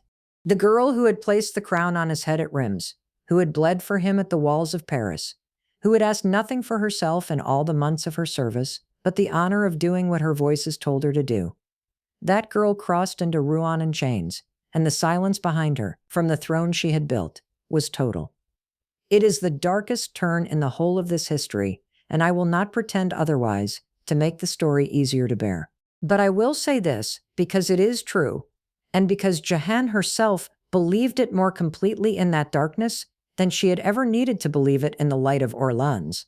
Her voices had not abandoned her, whatever the king had done. Saint Michael, Saint Catherine, Saint Margaret, the three who had called her out of Domrémy, who had never once lied to her, did not go silent in the tower at Beaurevoir or on the road to Rouen. What was coming for her in that city was the hardest trial any of her voices had ever prepared her for, harder than any battlefield, and she was about to walk into it, the way she had walked into every gate and every siege of her short life. Certain, whatever men around her did or failed to do, that she did not walk in alone. The room was cold, and it was built to be. Pierre Cauchon, Bishop of Beauvais, had chosen the great hall of Rouen Castle for the public sessions, and later the quieter chamber by her cell for the rest, and every choice he made was deliberate. He owed his bishopric to the English crown, and he meant to earn it. 60 men sat in judgment before this was finished, doctors of theology, canon lawyers, masters from the University of Paris, men trained for decades in the art of trapping a soul in its own words. Against them sat a girl of 19, unschooled, unlettered, alone. She had no advocate. She had asked for one and been refused. She had asked to hear Mass and been refused that too, chained as she was and dressed, they said, unfittingly for the altar. What she had, and what none of them could take from her, was 4 years of conversation with Saint Michael, Saint Catherine, and Saint Margaret, and a memory that did not blur under pressure, the way theirs perhaps hoped it would. The record survives. That is the first mercy of this chapter, and it is no small one. Guillaume Manchon and his fellow notaries wrote down the questions and the answers, session after session, from February into May of 1431. And while Cauchon tried more than once to shade the transcript toward his purposes, Manchon himself later testified that he could not in conscience falsify what he had heard. So we have her voice, not a chronicler's account of her, not a soldier's memory softened by years, her own words, spoken under oath, in a room designed to end her. They asked her, again and again, to swear a blanket oath to answer every question truthfully, and she refused it as they framed it, because she knew some things were not theirs to ask. "There are things you might ask me that I would not tell you," she said in one of the earliest sessions, and it is worth sitting with that sentence, because it is not the sentence of a frightened child. It is the sentence of someone who understood exactly what was being attempted, and exactly what she owed to whom. She would answer for her mission, her voices, her obedience to the Dauphin. She would not answer for the secret sign given at Chinon, which belonged to Charles alone, nor would she betray the particulars her saints had asked her to keep. She drew that line early, and she held it for 3 months against men who had spent their lives learning how to make witnesses forget where they had drawn their lines. Then came the question that has outlived every other moment of the trial, the one seminarians are still taught to admire for its impossibility. John Beaupere, one of the assessors, asked her plainly, did she know whether she was in a state of grace? It was a scholar's trap dressed as a simple question. Church teaching held that no one could know such a thing with certainty. To say yes was to claim a presumption bordering on heresy. To say no was to confess herself unfit for the mission she claimed. The room, by every account, went still, waiting to watch her fall into one side or the other. "If I am not," she said, "may God put me there, and if I am, may God so keep me."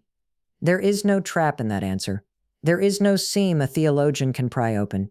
Several of the notaries said afterward they had never heard anything like it, not from a girl who could neither read a psalter nor sign her own name in more than a mark, but from a girl who had spent 4 years listening to voices that did not lie, and who answered from that same quiet place now, in front of 60 trained men trying to make her stumble.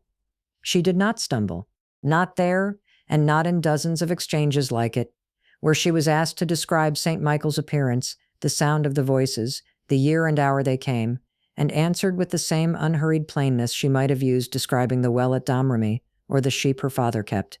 When they mocked her men's clothing, she told them she wore it because she was among soldiers and it protected her, and that she would set it aside the moment her mission no longer required it, an answer of pure practical sense that they chose, again and again, to treat as scandal.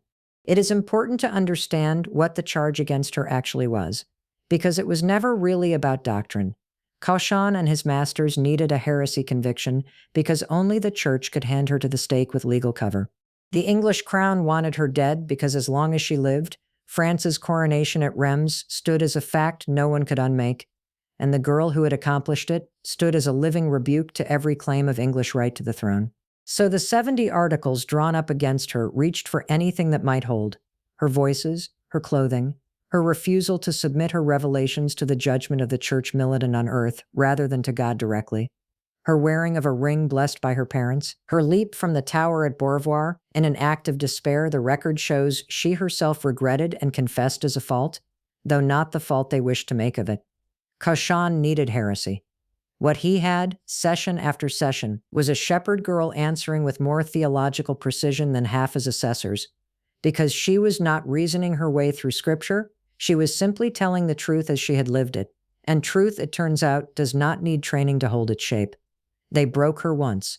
It must be said plainly, because it is part of her sanctity and not a stain on it. On the 24th of May, in the cemetery of St. Ouen, exhausted, frightened by the stake already built and visible, surrounded by a mob and by threats of immediate burning if she did not sign, she put her mark to an abjuration read to her, one she may not have fully understood in the form it was pressed on her, brief and confused, under a pressure few souls in any century have faced without breaking sooner. It bought her days, not freedom. She was returned to her cell in the clothing of a woman, as the abjuration required.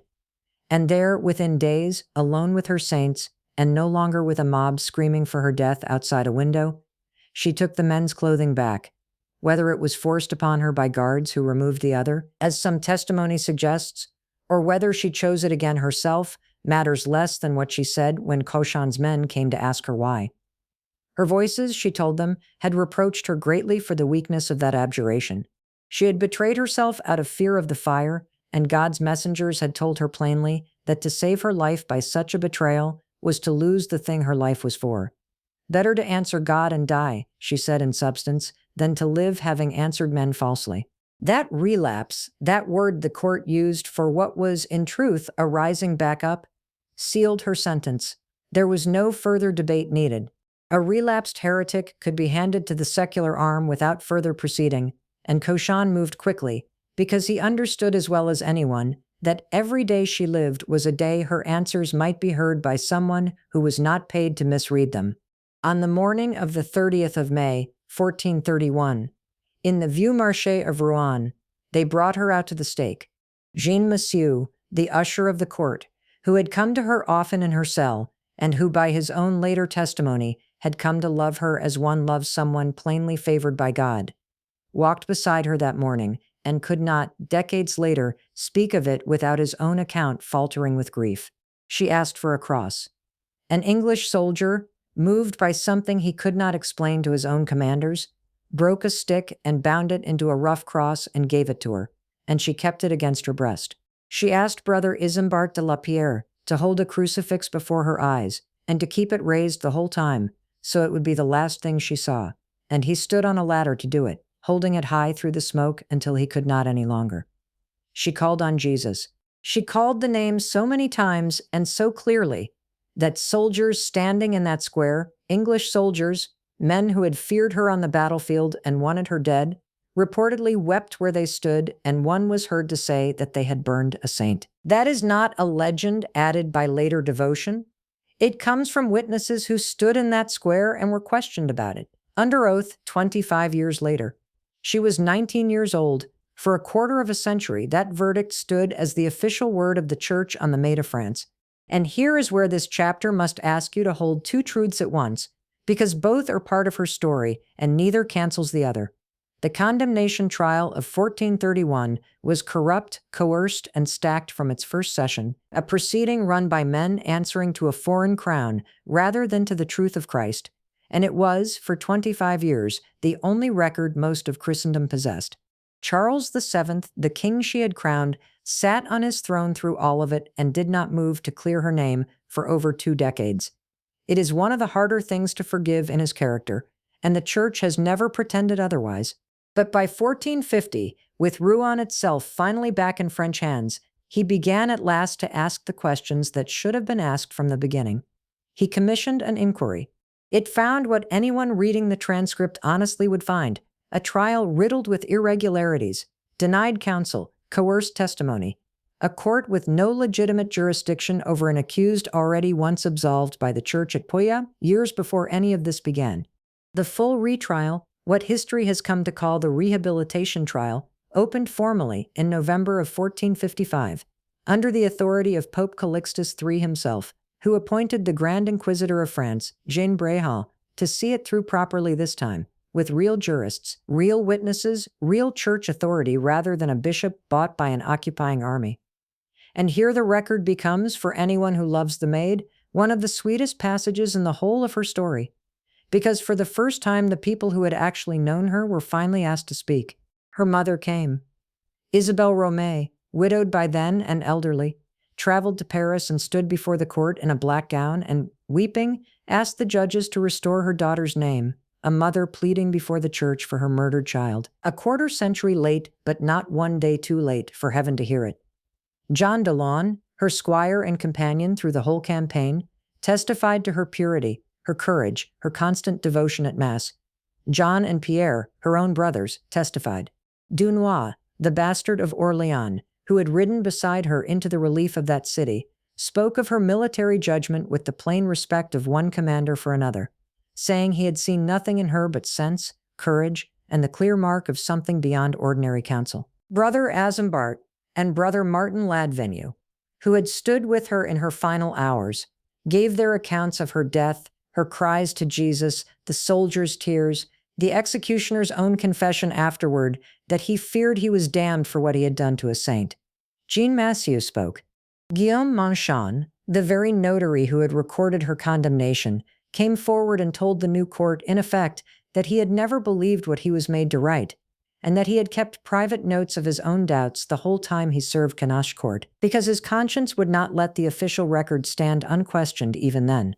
More than 115 witnesses were heard in all, villagers from Domrémy, who remembered her at the fountain and in the church at Bermont, soldiers who had shared campfires with her, priests, nobles, her own family.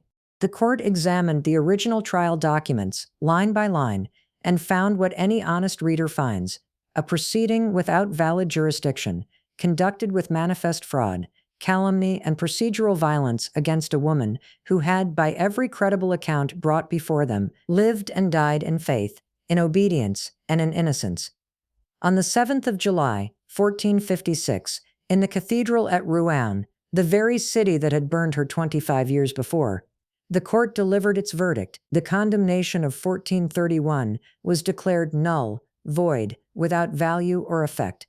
Copies of the sentence were read publicly in Rouen and in Orléans, the city she had saved, and a great cross was raised on the spot in the Vieux Marché where the stake had stood, so that the ground itself would bear the correction the church had finally spoken. This is what your friend wants you to carry from this chapter, more than any single exchange from the transcript. Luminous as those exchanges are, the church that condemned her was not the last word. It was a court of frightened, compromised men, serving a political purpose dressed as theology. And it failed, as such courts always eventually fail, against the plain record of a life.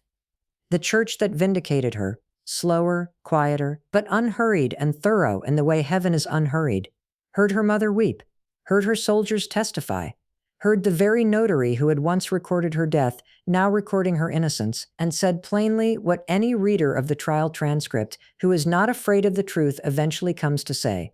She told the truth from the beginning.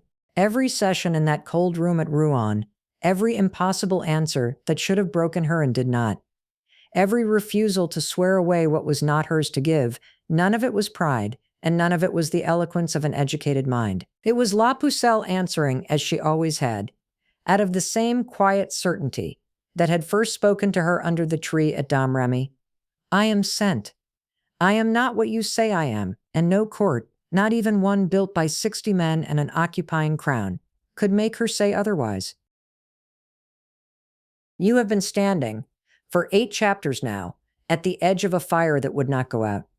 You have watched a girl in a red dress kneel in a meadow at Domrémy, and hear a voice she could not doubt.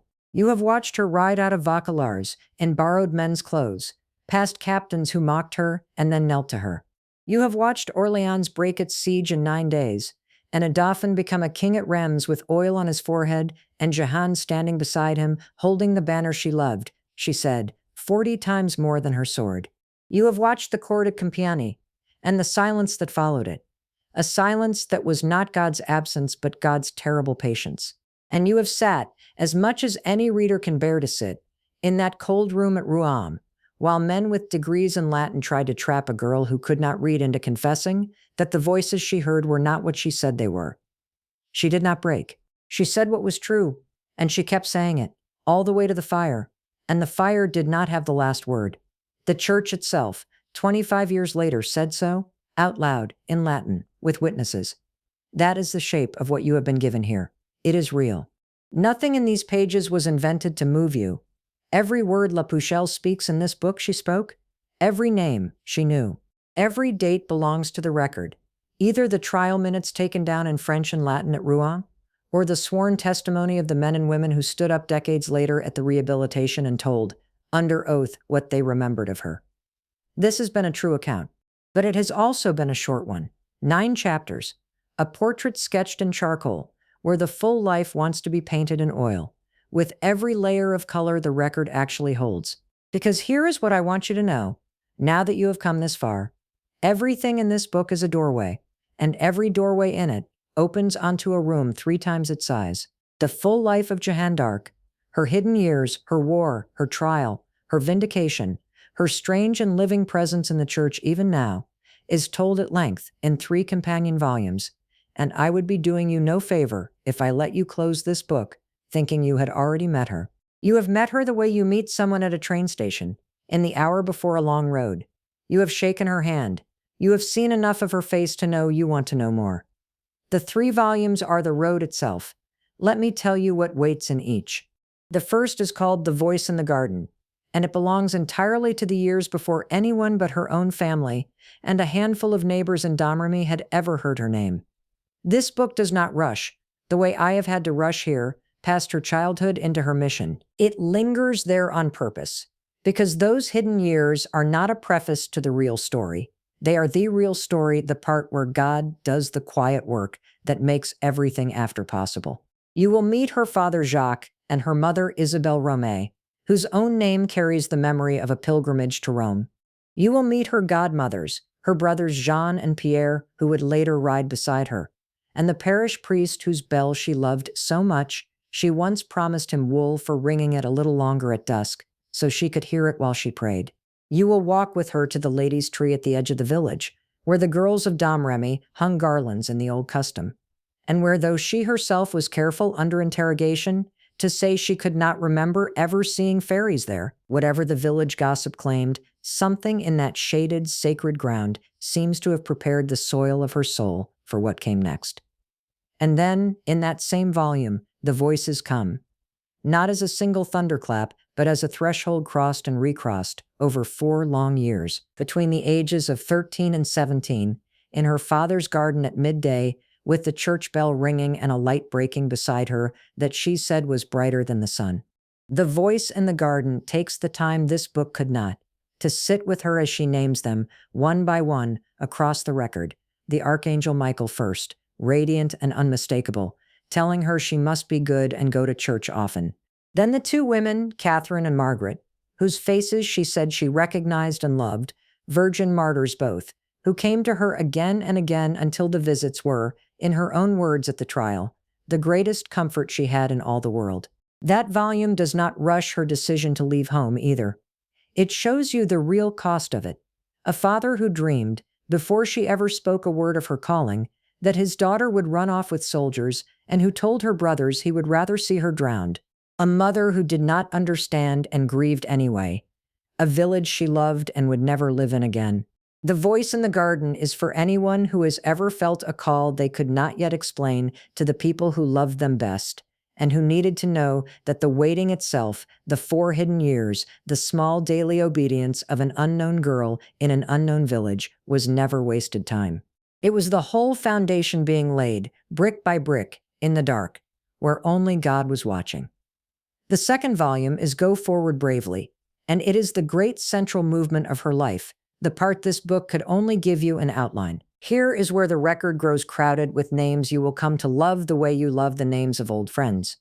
Jean de Metz and Bertrand de Poulengy, the 2 knights who risked their own standing to ride her the 11 days to Chinon.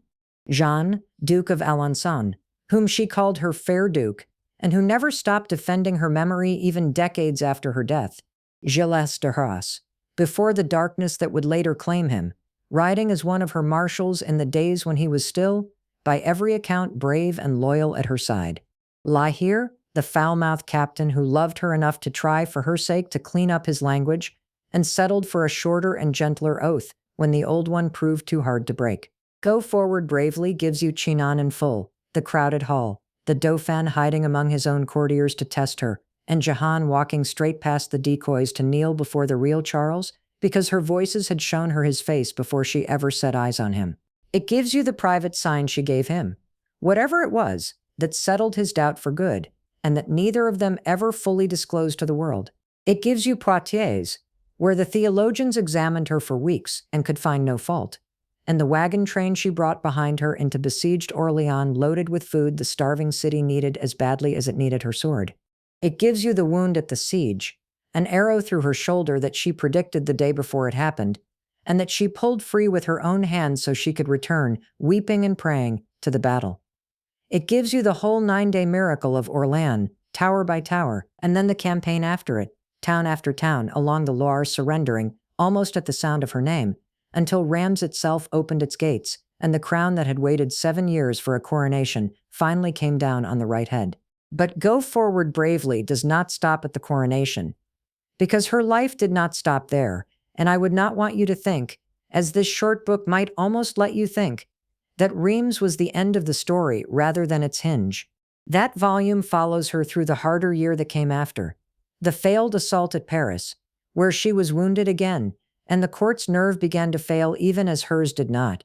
The long, frustrating months when the men around the king grew cautious and she grew restless, because her voices had told her she had 1 year only, to do the work God had given her, and she felt every month of it passing. And it gives you Compiègne in full, not the single sentence this book allowed it, but the whole terrible afternoon, the retreat, the drawbridge, the moment the town's own captain closed the gate against her own men to save the town from capture, and Johanne pulled backward off her horse by an archer's hand into the custody of Burgundy, and from Burgundy, for a price, into English hands. And then it carries you, day by day, session by session, into the condemnation trial itself. The whole architecture of it, the 60-some judges and assessors, Bishop Cachan's long campaign to trap her in her own words and her answers, recorded in the transcript in language so sharp and so simple that men who had spent their lives studying theology could not out-argue a girl who had spent her life listening to God. If you want to know exactly what she said when they asked her whether she knew she was in God's grace, that answer that stopped the room, the one theologians still study for its precision, that volume is where you will find the whole exchange, in context, with the weight it deserves. The third volume, The Fire That Would Not Die, is the one I love best to give people, because it is the one that answers the question every reader asks after the fire.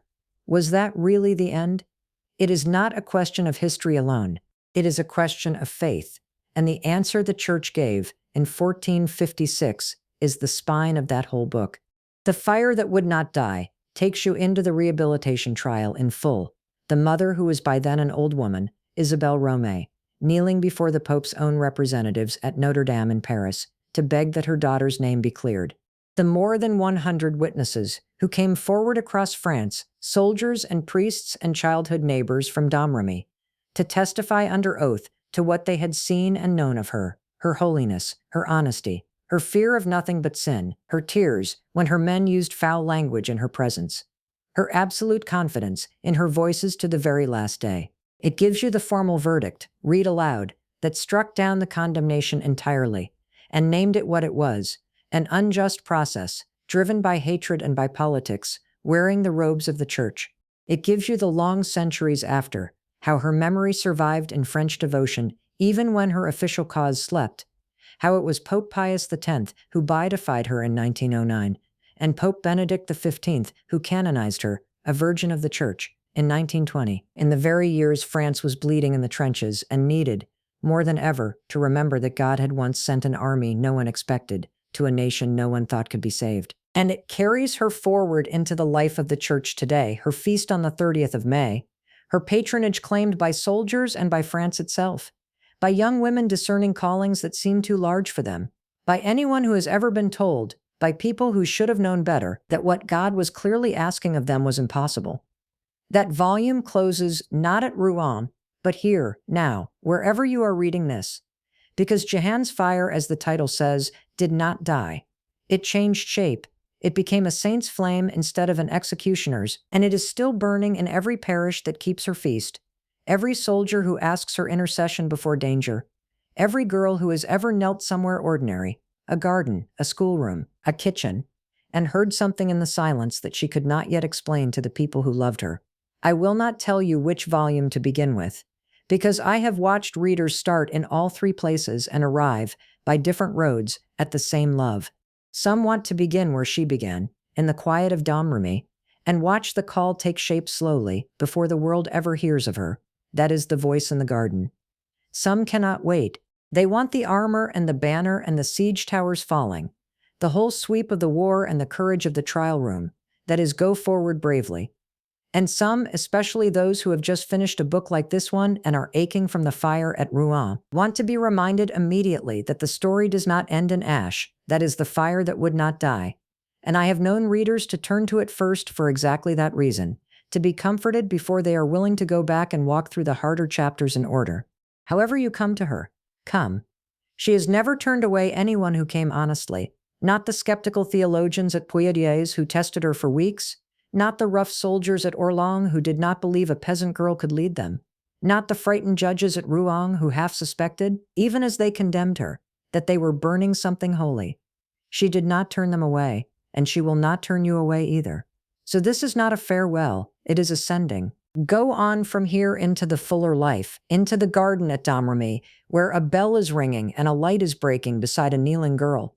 Into the saddle beside her as the banner goes up over Orleans. Into the cold stone room at Rouen, where her answers still cut clean through 6 centuries of doubt. Into the courtroom of the rehabilitation, where her name is finally, formally, given back to her. Into the quiet corner of whatever church is nearest you, where a candle burns under a statue of a girl in armor, holding a sword point down like a cross, and where she is, I promise you, still listening. Go forward bravely, she did, and she is waiting, on every page ahead, to take you with her.